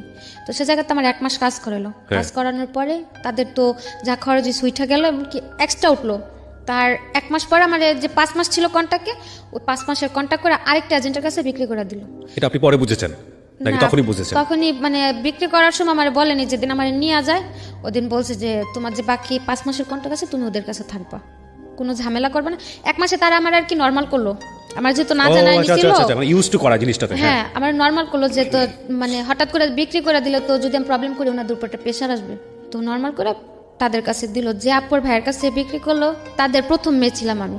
মেয়ে বলতে মানে ওই ব্যবসা ওই মানে কাজের? আমার দিয়ে তারা বিজনেসটা স্টার্ট করতেছিল, ওকে। মানে তাদের আর কোনো মেয়ে ছিল না, আমারে দিয়ে তারা কি ব্যবসা লাইনটা ধরবে। তো ওই হিসেবে তারা আমার কখনো টর্চার করেনি যে এ কয়টা কাজ কেন, এই কেন সেই কেন। যেহেতু তারাও নতুন, বুঝতে পারতো না যে কতগুলা কাজ প্রেশার দিলে কতগুলা কাজ হয় বা কি করানো যায়, তারা তো বুঝতো না। ওই হিসেবে মানে ওনাদের কাছে থাকতে আমার কাজের পেরেশানিটা তো ছিল না, নর্মালি ছিলাম। তারপর আসার পরে আমি বললাম যে মাসে আমার কন্ট্রাক্ট শেষ, থাইকে গেলাম। থাকার পর 1 মাস আমি কাজ করলাম, মানে 1 মাস কাজ করার পর আমার মানে কাজ যে প্রতিদিন কাজ করতাম না, কাজের টাকাগুলো আমার হাতে দিয়ে দিত কাজে লাস্টে, ওগুলো বাসায় হিসাব আর আমি তাদের কাছে জমা দিয়ে দিতাম। মাস শেষে যেমন তারা হিসাব করতো যে আমার এই কয় টাকার কাজ হয়েছে, এই কয় টাকা অর্ধেক অর্ধেক অর্ধেক তাদের অর্ধেক আমার, ওইভাবে হিসাব হইতো। তো 1 মাস কাজ করার পর দেখলাম যে না মোটামুটি ভালো টাকাই হচ্ছে। তারপরে রয়ে গেলাম কাজ করতে করতে। এর মধ্যে ওইখানে একটা ছেলের সাথে আমার একটা সম্পর্ক হয়। ছেলে বলতে যে মেয়ে বান্ধবী ছিল, বান্ধবীর ফ্রেন্ডের মোবাইলে আমার ছবিটা দেখে মানে মারাত্মক পরিমাণে পাগল, এরকম একটা অবস্থা। তারপর যেভাবে ও কথা বলতে বলতে হইলো ওর সাথে একটা সম্পর্ক। তারপর ওরে ওরে করে ওই এজেন্টের সাথে আমার প্রতিনিয়ত ঝগড়া হতো। ও ওকে, মানে ও বাঙালি ছিল, ছেলেটাও বাঙালি ছিল। এজেন্টের ছেলেটার সঙ্গে সাথে- ঝগড়া হতো মানে কি? ও চাইতো যে আপনি যে এই পেশা থেকে বের হয়ে আসেন। হ্যাঁ, ও বলতো তুমি দেশে চলে যাবো, আমার বুঝাইতো কাজ কাম করার দরকার নেই এটা সেটা। আর এজেন্টে হয় কি নর্মালি ওই জায়গাতে যে কোনো মেয়ে সব সম্পর্কে তো জড়াইলে, কোনো প্রেম প্রীতিতে জড়াইলে ওইখান থেকে পালা যায়। আর ওনারা আমার এতদিন রাখছিল, অন্তত আমার প্রতি তাদের এতটুকু বিশ্বাস ছিল আমি যাই করি না কেন পালায় কোথাও যাবো না। পালা যাওয়ার হলে আমি আর আগেই চলে যেতাম, যেহেতু 6-7 মাসে কোথাও যাই নাই, যাবো না। তাদের সাথে ঝগড়া হইতে এই কারণেই ওই ওর সাথে ফোনে টোনে কথা বলতাম বা দেখা করতাম, ওই দিকে মানে থিঙ্কিংটা থাকাতে আমার এদিকে কাজগুলো কম হতো, যাতে তাদের প্রবলেম হতো না। এই নিয়ে মানে খুবভাবে চিল্লাচিল্লি ঝগড়াঝাটি চলতোই প্রতিনিয়ত, যে ওর সাথে কথা বলো না, এরকমটা হয় এই যুগে। এই জগতের মেয়েদের সাথে ছেলেরা রিলেশন করে টাকা টুকা খায়, তারপরে ছাইরা দেয়, কিন্তু এগুলোর কোনো ভবিষ্যৎ নাই, তুমি ওরা ছাইরা দাও। আর ওর সাথেও তেমন একটা সম্পর্কে জড়াইতে চাইতাম না, কারণ প্রথমে তো একটা ডস খাইলাম, আপন খালাতো ভাই, আর এ তো হচ্ছে খারাপ জায়গার থেকে পরিচয়, তো তেমন একটা কেয়ার করতাম না। কিন্তু ও আমার সবসময় বোঝাইতো যে আখি দেখো, মানুষ কিন্তু জীবনে একা কোনো পথে পাড়ি দিতে পারে না, মানুষের চলতে হলে একটা মানুষের সাপোর্ট লাগে। মানে ওর সবচেয়ে একটা কথা আমার বেশি টাচ করে, ও আমার বলে যে তোমার তো কেউই নেই, মা নাইকা বাপ থাইকাও নাই, ভাই বোনও তোমার দেখে না, নাহলে আমি তোমার সাপোর্ট হয়ে রইলাম। বাবা মা শিখাইছে ছোট থেকে যে একটা মানুষ যদি কোনো একটা এতিমের সাপোর্ট করে তার নাকি অনেক সোয়াব হয়। ওই কথাটা বলাতে আমি মানে এতটুকু ভাবলাম যে যেহেতু ওই আমার এতটুকু জিনিস বুঝতে পারছে যে আমার কেউ নাই, ও যেহেতু এই জিনিসটা বুঝতে পারছে যে আমি সবার ভালোবাসার কমতিটা ফিল করি, বা মানে এটু যে সব দিক দিয়ে আমার খুব সাপোর্ট করতো আর আমার ওগুলো খুব ভালো লাগতো। তো যাক গেল, তার সাথে মানে তো ঝগড়াঝাটি করতে করতে 3 মাস সম্পর্ক চলার পরে তারপর 3 মাস চললো, 3 মাসের মধ্যে টুকটাক ঝগড়াঝাটি হলো। 18 ওকে কি আপনি বিয়ে করছিলেন? না, বিয়ে হয়নি। তারপর ওই 3 মাস সম্পর্ক থাকার পরে এর মধ্যে মানে ওই যে এজেন্টের কাছে ছিলাম তাদের মধ্যে মানে তাদের কাছে আমি টোটালি একটা কালার খেয়ে গেলাম, যে মানে তারা এখন আমার আর মানে আগের মতো একটা কেয়ার করে না বা সহ্য করতে পারে না ও ছেলের সাথে সম্পর্কটা গভীর হতে। আর ও বলতো তুমি দেশে চলে যাও। তো গেল 2017 থেকে 18 মে পর্যন্ত এই ঘটনা। 18 মে মাসের 14 তারিখে পুলিশে দৌড়লা মারে। পুলিশে ধরলো মানে কি অন স্পট? হ্যাঁ, কাজের জায়গা থেকে রেড দিল, রেড দেওয়াতে আমরা 15টা মেয়ে ধরা খেলাম। ওকে, তো মালয়েশিয়ান পুলিশের কাছে? হ্যাঁ, ওটা ছিল এমনি তো নর্মালি পুলিশ, মানে ওদিকে তো পুলিশের এক একটা মানে আছে আইপিকেল টিপিকেল ইমিগ্রেশন, তো নর্মাল পুলিশে ধরছে দেখতে টাকাতে ছুটে আসা যায়। 9 তারিখে ধরলো, ধরার পরে যাওয়ার পথে আমি ওর ফোন দিয়ে বললাম যে এরকম এরকম ভাইয়ার কাছে আমার টাকা আছে, যদি আমি যত তাড়াতাড়ি সম্ভব আমার ছুটা নিয়ে আসতে বলবা, যেহেতু জানি যে নর্মাল পুলিশে ধরছে ওরা টাকা টুকা নিয়ে ছাইড়া দেবো। তো বললো যাচ্ছে ঠিক আছে। তারপর 9 দিন পর আসলাম, তার আর কি উকিল ধরার পর পাসপোর্ট তো তাদের কাছে ছিল, ওইখান থেকে 9 দিন পর ছুটা নিয়ে আসলো, কোনো সমস্যা হলো না। তো ছুটা আনলাম আমার 3,500 রিঙ্গিতে, সে জায়গাতে আমার বললো যে 13,000 রিঙ্গিত লাগছে, ওই টাকাটা আমার থেকে নিল। তো তারপর কোনো প্রবলেম হলো না। মানে হয় না একটা বাটপারি বিজনেস আর কি, 2 নম্বরই বিজনেস, এবং তার মধ্যে যত রকমের বাটপারি আছে আর কি। হ্যাঁ, তারপর ওই মে মাসের 14 তারিখে ছুটে আসলাম, আসার পর 3-4 দিন রেস্টে থাকার পর আবার কাজে গেলাম। যাওয়ার পরে জুনের 24 তারিখে আবার ধরা খেলাম। আবার পুলিশ নিয়ে গেল? এবার পুলিশ নিয়ে এবার ইমিগ্রেশন নিল। ইমিগ্রেশন নিয়েছে, ওকে। তারপর যেদিন ধরা খেয়েছি সেদিন আমার কাছে ফোনও ছিল না, মানে অসুস্থ ছিলাম। তো কাজে যাওয়ার নিয়ে আর কি তাদের সাথে একটু কথা কাটাকাটি হলো। ওনারা আমার বললো যে রাত্রে যদি ফোনে কথা বলো, দিনে তুমি সুস্থ থাকবা কোথা থেকে আর কাজ করবা কোথা থেকে। মানে আপনি যে ছেলেটাকে লাভ করেন তার সাথে কথা কাটাকাটি হচ্ছে? না, ও বললো যে তুমি কাজে যাও না, যেহেতু তুমি অসুস্থ কাজে যাও না। জ্বর ছিল কিছুটা, আর আমি আমার এজেন্টদের বললাম, তখন তো 50-50, ইচ্ছে হলে কাজে যেতাম, ইচ্ছে হলে যেতাম না, কিছু বলতো না। তো আমি বললাম যে আমি আজকে কাজে যাব না, আর অসুস্থ থাকারই ছিল। ওই ঈদের 1 সপ্তাহ পরে ধরা খাইছি, তো যেমন ঈদ গেছে এই শুক্রবারে, আগামী শুক্রবারে ধরা খাইছি। ওই 7 দিন কাজের প্রচুর চাপ ছিল, তো দেখা যাচ্ছে ওই কারণে খুব অসুস্থ ছিলাম। আবার রাত্রে ঘুম কম, তোর সাথে কথা বলতাম, তো ধরা খেলাম। ওই দিন কথা কাটাকাটি হতে বাসাতে ফোন টোন কিছু নেই, রাগ করে আমি এমনি কাজে চলে গেলাম।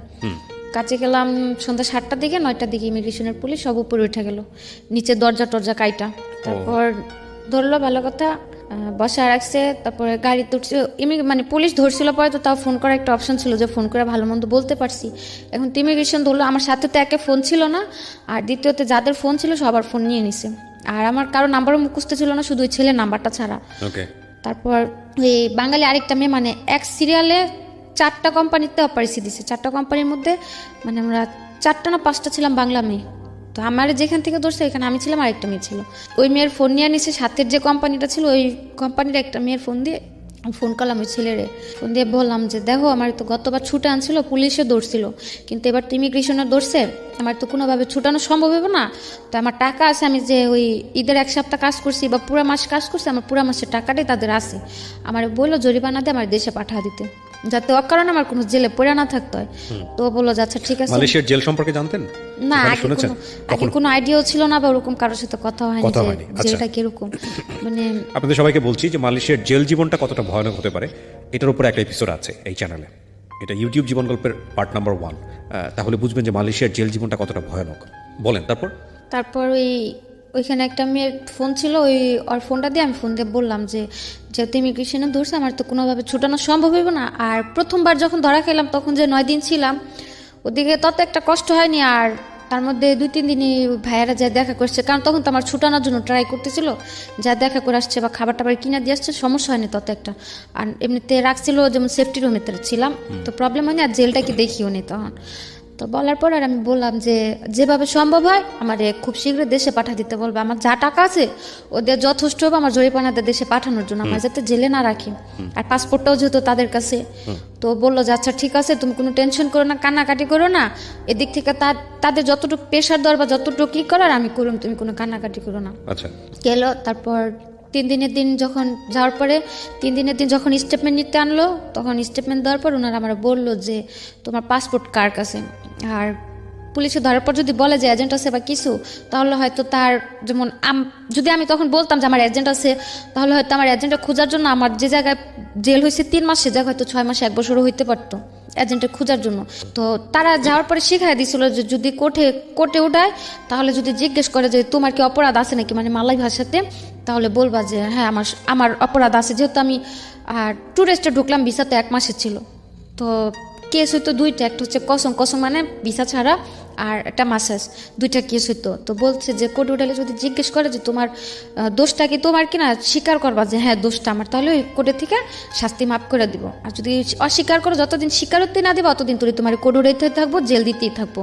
3 দিনের দিন যখন ডাকা এলো, তারপর স্টেটমেন্ট দেওয়ার জন্য আমার জিজ্ঞেস করলো আমার কি এজেন্ট আছে নাকি। আমি বললাম যে না। পরে বললো কিভাবে আসছি, বললাম মিথ্যা কথা, যে এমনি একটা ফ্রেন্ডের মাধ্যমে আসছিলাম, তো আমার কোনো এজেন্ট নেই। তারপর জিজ্ঞেস করলো পাসপোর্ট কোথায়, আমি বললাম যে পাসপোর্ট আমার রুমে আছে। বললো যে যদি কারো ফোন দাও পাসপোর্ট দিয়ে যাবো। আমি বললাম হ্যাঁ। তারপরে আমি ওই ছেলের ফোন দিলাম, ছেলের ফোন দিয়ে বললাম যে আমার এজেন্টের নাম্বারটা দাও, আমার কাছে তো ফোন নাই, কারণ নাম্বার নাই। ওরা বললাম যে ভাইয়ের নাম্বারটা দাও, এখান থেকে ফোন দিতে বলছে পাসপোর্টের জন্য। তারপর ও নাম্বার দিল, নাম্বার দেওয়ার পর ভাইয়ের ফোন দিলাম। ফোন দেওয়ার পরে বললাম যে ভাই এরকম এখন আমার কি করবেন, আমার দেশে কদিনের মধ্যে পাঠাবেন। উনি আমার বললো তুমি টেনশন করো না, হয়তো 7-8 দিনের মধ্যে তোমার দেশে পাঠিয়ে দিব। তা আমি আর বেশি কিছু বললাম না, জোর খাটানো তার আমার ভিতরে তো আর জোর খাটানোর সুযোগ নেই, বা আমি তার ফোনও করতে পারব না। তা আমি আর কিছু বললাম না। ওদিকে স্টেটমেন্ট দেওয়ার পরে নিয়ে আসলো, আসার পরে 14 দিন পরে আমাদের কোর্টে উঠাইলো। যে জায়গা বললো 9 দিনের মাথায় আমি দেশে চলে যাবো, জায়গায় 14 দিন হয়ে গেল, কোর্টে গেলাম। তো কোর্টে যাওয়ার দিন ভাবলাম হয়তো কোর্টে যায় ভাইয়াদের দেখা পাবো, তো তারা আসতে পারে কোর্টে, যেহেতু কোর্ট উঠাবো দিক থেকে হয়তো কেস সেটেল করে দেশে পাঠা দেবে না তো ছুটায় নিয়ে যাবো। তারপরে 14 দিন পর কোর্ট উঠালো, কেউ আসে নাই ওই জায়গাতে, আর আমার ফোন ছিল না, আমি কারো ফোনও দিতে পারিনি। 14 দিন পরে কোর্টে উঠানোর পরে কোর্টের থেকে রায় দিল যে আরও 14 দিন থাকতে হবে, 14 দিন আরও 14 দিন পরে আমাদের রায় দেবে। তারপরে গেলাম, আবার 14 দিন থাকলাম। ওই 14 দিন থাকার মধ্যে যে জায়গাতে ছিলাম ওই জায়গাতে মানে অনেকের যেমন জেল হয়ে গেছে, কেউ টিকেটের জন্য বসে আছে, ক্যাম্পে ছিলাম, মানে মেন জেলে তখন নেয়নি, ক্যাম্পে রাখা হয়েছিল। তারপর ওই ক্যাম্পের অনেকে যারা বাড়ি চলে গেতো তাদের কাছে আমি ছেলে নাম্বারটা লিখে দিতাম, যারা ফোন দিয়ে বললেন যে আমার এই তারিখে কোর্টে উঠাইবো, জানি ওরা কেউ আসে। তো ওই ইন্দোনেশিয়া মেরে দিতাম, বাংলা মানে যখন যে যাইতো তার কাছে আমি নাম্বার দিয়ে দিতাম, যাতে একটু ফোন দিয়ে জানায় দেয় যে আমি এই তারিখে কোর্টে উঠুম, ওই কোর্টে আমার উঠাইবো, কোর্টের নামটাম বলে দিতাম। তারপরে গেল 28 দিন পরে কোর্টে উঠলাম, ওই দিনও কেউ নাই। 28 দিন পরে আমাদের কোর্টের থেকে রায় দিল 2 মাস করে জেল। আর 2 মাস করে জেল বলতে মালয়েশিয়াতে জেল হয় 21 দিনের, মানে 21 দিনে 1 মাস ধরা হয়। তো 21 দিন 2 মাসের জেল হলো, সে জায়গাতে 28 দিন তো আমাদের এমনি চলে গেল কোর্টের জন্য। 28 দিন কাইটা হাতে ছিল 13 দিন, ওই 13 দিন আমাদের আর কি মেন যে জেল ওই জেলে পিঞ্জারাতে পাঠানো হলো। ওদিকে গেলাম, কোর্টের থেকে বের হওয়ার পরে মানে আমার কাছে ছিল 40 টাকা। জেলের অভিজ্ঞতাটা শুনতে চাই, জেলে কেমন লাগতেছিল? জেলে তো ছিলাম মাত্র 14 দিন, আর ওদিকে অনেক মেয়েরা ছিল তো কথাবার্তা বলতো, আর সারাদিন একা একা বসে থাক, শুধু কান্না করতাম। আর মেয়েরা খালি বলতো যে এত কান্না করতে পারে মানুষ, চোখ দিয়ে এত পানি পড়ে। সব কি বাঙালি? না, কোনো বাঙালি মেয়ে ছিল না, আমি একা ছিলাম। মানে আমার যে রুমে রাখা হয়েছিল আমি ছিলাম, ভিয়েতনাম, ফিলিপিন, মানে এক এক দেশের 2-1টা করে মেয়ে ছিল। কারণ আরো বাংলা মেয়েরা ছিল, সবার থেকে বয়স আমার কম ছিল, এই কারণে আমার আলাদা মানে বয়স কম যে মেয়েদের ওদের সাথে রাখা হয়েছিল। আর যাদের বয়স বেশি ছিল তারা মানে সাথে যারা ধরা হয়েছে সবাই একসাথে ছিল, আমার এক জায়গায় রাখা হয়েছিল। মানে আমাদের যে গ্রুপ ছিল ওর মধ্যে আমার এক জায়গায় রাখা হয়েছিল। ওদিকে যেমন অল্প বয়সে যারা, তাদের কোনো কাজ করাইতো না, বিকাল হলে খেলতে নিয়ে যেত, টিভি দেখাইতো, তারপরে ABCD এগুলো পড়াইতো, মানে ছোট বাচ্চাদের জন্য ওগুলো আলাদা। ওদিকে আর কি 12-13 বছর থেকে নিয়ে 21 বছর পর্যন্ত ওই জায়গায় রাখা হইতো। আর তখন তো বয়স ছিল 19, তো ওই জায়গাতে আমারও রাখা হয়েছিল। তো তেমন কষ্ট একটা হয়নি, কারণ বিকেল হলে বাইরে নিয়ে আসতো, হাঁটাহাঁটি। কষ্ট বলতে এতটুকু ছিল, জেল তো জেলই, তো খাবার দাবার শোয়া এগুলোতে একটু প্রবলেম ছিল। তারপর কোর্টের থেকে যখন পিঞ্জারায় পাঠালাম, ওই ছেলেরে ফোন করলাম যে তোমার আমি বারবার করে বললাম, ভাইয়ারা ফোন দিয়ে বললো আমার জন্য বাড়ি পাঠা দেয়, কিছু তো করলো না, বরঞ্চ আজকে কোর্টের থেকে আমার 2 মাসের রায় দিয়ে দিল, 2 মাস জেলের। তা তুমি কি করলা? তো আমার কথাটা শুনে কান্না করে দিচ্ছে যে তোমার টাকা ছিল, তুমি বললা, তারপরেও তোমার এজেন্ট আমার থেকেও আরো 2000 রিঙ্গিত নিল, বললো যে টাকা আরো 2000 টাকা দিলে তোমার জরিপানাতে দেশে পাঠা দিব। তারপরেও টাকা দিল, মানে আমার কথাটা শুই না, যেমন এক প্রকার ও পুরো হ্যাং হয়ে গেছে, যে এদিকে টাকাও দিল, ওদের সাথে তো কন্টিনিউ যোগাযোগ করতেছি, কিন্তু ওরা তো বলতেছে যে সব ওকে হয়ে গেছে, আমি দেশে চলে যাম 2-1 দিনের মধ্যে। ওই মুহূর্তে শুনতে পেলো যে আমার এখন পিঞ্জারাতে পাঠাইতেছে। তারপরে বললো যে দেখো আমার তো টাকা টুকাও নিল, আর পাসপোর্টও যেহেতু ওদের কাছে, আমার তো আর কিছু করার নাই, তখন আর কি করবো, কোর্টে তো রায় দিয়ে দিচ্ছে, এদিকে তো আর কিছু করার নাই, তো আর কতদিন থাকতে হবে? তারপর আমি বললাম যে আর 14 দিন বা 15 দিন আমার পিঞ্জারা থাকতে হবে। পরে বললো যে ওই দিক থেকে আসার পর টিকিট দিয়ে দিলে বাড়ি পাঠা দিব না? আমি বললাম যে হ্যাঁ, যেদিন আমার ওই পিঞ্জারা থেকে ক্যাম্পে পাঠাইবো 14 দিন পরে, আমার টিকিট আজকে টিকিট দেখলে আমি কালকে বাড়ি চলে যেতে পারবো, আমার কোনো সমস্যা হবে না। পরে বললো যে আচ্ছা ঠিক আছে, তুমি যাও, আমি তাদের সাথে কথা বলে রাখি যাতে তোমার টিকিটটা 14 দিনের মধ্যে পরে দেওয়ার জন্য তার প্রস্তুত নিয়ে থাকে। আমি বললাম আচ্ছা ঠিক আছে। তারপর 14 দিনের জায়গাতে গেল। 14 দিন পরে 1 তারিখে না যেন, আগস্টের 1 তারিখে, মেবি 1 তারিখে না যেন 5 তারিখে আমাদের ক্যাম্পে আনলো। ক্যাম্পে আনার পরে আমি ওর ফোন দিলাম, ক্যাম্প যেদিনকে পিঞ্জারা থেকে ক্যাম্পে আনলো ওই দিন রাস্তা থেকে আমি ওর ফোন দিলাম, ফোন দিয়া গাড়িতে অন্য মানুষের ফোন দিয়ে। আপনি করে ভালোবাসতেন? আচ্ছা, মানে আমার খুব কেয়ার করতো, একটু যে মানে যত প্রবলেম, বাড়ির প্রবলেম হোক বা আমার প্রবলেম হোক, সবকিছু তো খুব সাপোর্ট করতো। এর সাথে পরিচয় আপনার এই ধরনের কাজ করতে গিয়ে? না, ওই কাজের জায়গা থেকে নয়, ওইদিকে আমার একটা বান্ধবী ছিল। যাই হোক, আমি জানতে চাচ্ছি না। ওকে, তারপর ওরে ফোন দিলাম, ফোন দিয়ে বললাম যে দেখ আমার আজকে ক্যাম্পে পাঠাইতেছে, যত তাড়াতাড়ি সম্ভব ওর পাসপোর্টটা নিয়ে আমার টিকিট দিয়ে দিও, আমি বাড়ি চলে যাবো। ও কি করতো মানে এর সাথে? ও জব করতো ইঞ্জিনিয়ারিংয়ে, জব করতো কম্পিউটারে। ওকে। বলার পরে আমি বললাম যে আমার আজকে ক্যাম্পে পাঠাইতেছে, যেভাবে সম্ভব আমরা বাড়ি পাঠা দেওয়ার করো, আর ওরা টাকা টুকা চাইলে তুমি আর টাকা দিও না, এখন আর আমার কোনো খরচ নেই, শুধু টিকিটটা কিনা দিব। আর নর্মালি একটা এজেন্টের দায়িত্ব থাকে যে একটা মেয়ে যদি ধরা পড়ে তার টাকা না থাকলে টিকিট কাইটা দেশে পাঠানোর। তারপরে ও বলে যাচ্ছে ঠিক আছে, কোন ক্যাম্পে নিছে কইতে পারো? তো আমি বললাম যে আমি জানি না কোন ক্যাম্পে আনছে এখনো, তো যদি আমি পারি কোনো রকমভাবে কারো কাছে নাম্বার দিই, তোমার কাছে ঠিকানা বা আমার বডি নাম্বারটা আমি পাঠাই দিবনি। ও বললো যাচ্ছে ঠিক আছে। তারপরে যখন ক্যাম্পে নিয়ে গেলো, ক্যাম্পের নামটাম জানতে পারলাম, মানে ওই জায়গাতে একজন করে নেয়, যেমন সাথে টাকা টুকা জিনিসপত্র থাকলে সব জমা দিয়ে একটা রিসিপ্ট দেয়, একটা বডি নাম্বার দিয়ে দেয় যে কোন ব্লকে থাকবে, কত বডি নাম্বার, ওইগুলো দিতে। মানে অনেক লোক ছিলাম তো, সিরিয়াল ছিল অনেক, তো প্রায় লাস্টের দিকে ছিলাম আমি, ওই সিরিয়ালগুলো দিতে দিই। তারপর আমাদের সাথে কিছু লোক ছিল নতুন ধরে আনছে, ওদের কাছে ফোন ছিল, ওইখান থেকে একটা ফোন নিয়ে আমি ফোন দিলাম আমার বাড়িতে মেজবাপুর গেছে, যে যেহেতু ও দিক দিয়ে প্রেশার দিতেছে, ওরাও যদি জানে ওরা হয়তো এজেন্টের ফোনটা বলবো আমার টিকিটটা দিতে। তো ওই লোকটা নাম্বার দিয়ে ফোন দিলাম মেজাপুর ছেলে ফোনটা ধরে বললো যে আমু বাইরে গেছে, তো আমি বললাম ডাক দিয়ে দাও। ও ডাক দিতে দিতে ওই লোকের ফোনটা গেল বন্ধ হয়ে, তো বন্ধ হয়ে গেলো। আমার যে স্লিপ দিল একটা রিসিপ্ট দিল, ওই রিসিপ্টের ভিতরে মানে একটা সাইন উঠলো আমার ফোন কল অলরেডি হয়ে গেছে। তো আমি আর কিছু করলাম না, আমি ওদিকে বসে বসে কান্না করতেছি। মানে 3 দিন পরে একটা মাস্টার কল করার সিস্টেম দেয় মানে ওদিক থেকে ফ্রিতে, তা আমার তো আর ওই কলটা করতে দিব না যেহেতু আমার এই জায়গাতে সাইন উঠে গেল। তো কান্না করতেছি, ওদিকে একটা রোহিঙ্গা ছেলে ছিল মানে ওই জায়গার ভিতরে, যে অনেকের যে পরিচয়পত্র নাই বা পাসপোর্ট টাসপোর্ট না থাকলে 3-4 বছর ওই জায়গায় অনেকে পড়ে থাকলে ওদের আর কি বাইরে কাজ টাজ করতে দেয়, যে আসামিদের সাথে দেখা করতে আসলে নিয়ে যায়, বা যে নতুন লোক ধরে আনলে ব্যাগ ট্যাগ সরা রাখি, ওরকম লোক ছিল একটা রোহিঙ্গা। তো বলতেছে যে আপনি কিসে কান্না করেন কি আপনি? তারপর আমি বললাম যে এরকম আমার তো জায়গাতে কেউ নাই, আমি বাড়িতে ফোন দিলাম, ফোনটা বন্ধ হয়ে গেল, আর আমার স্লিপেও সাইন উঠে গেলো, আমি তার ফোন দিতে পারবো না, আমি যদি কাউরে না জানি আমি এই জায়গাতে আসি কীভাবে আমার কেউ টিকিট দিব? তো ও কইলো যে মালয়েশিয়ার কারো নাম্বার আছে আপনার কাছে? আমি হ্যাঁ আছে। তো কইলো যে আপনি একটা কাগজে আপনার যে স্লিপে বডি নাম্বার দিছে, বডি নাম্বার ব্লক নাম্বার আর নাম্বারটা লিখে দেন, আমি ফোন দিয়ে জানা দিম। তারপর ওই ছেলের কাছে আমি ওই ছেলের নাম্বার লিখে দিলাম, আমার বডি নাম্বার কত ব্লক লিখে দিলাম। তারপর ওই ছেলে ফোন দিল ওর কাছে, ওরা ফোন দিয়ে বলছে যে আমি এরকম এই জায়গাতে আসি, এত আমার বডি নাম্বার। তারপর ও আবার আমার এজেন্টের কাছে গেছে, ওই বাইরের ওই ছেলেটা, যাওয়ার পরে বলছে যে আমার এই জায়গাতে নিয়ে আসছে, আমার টিকিট দিব কবে?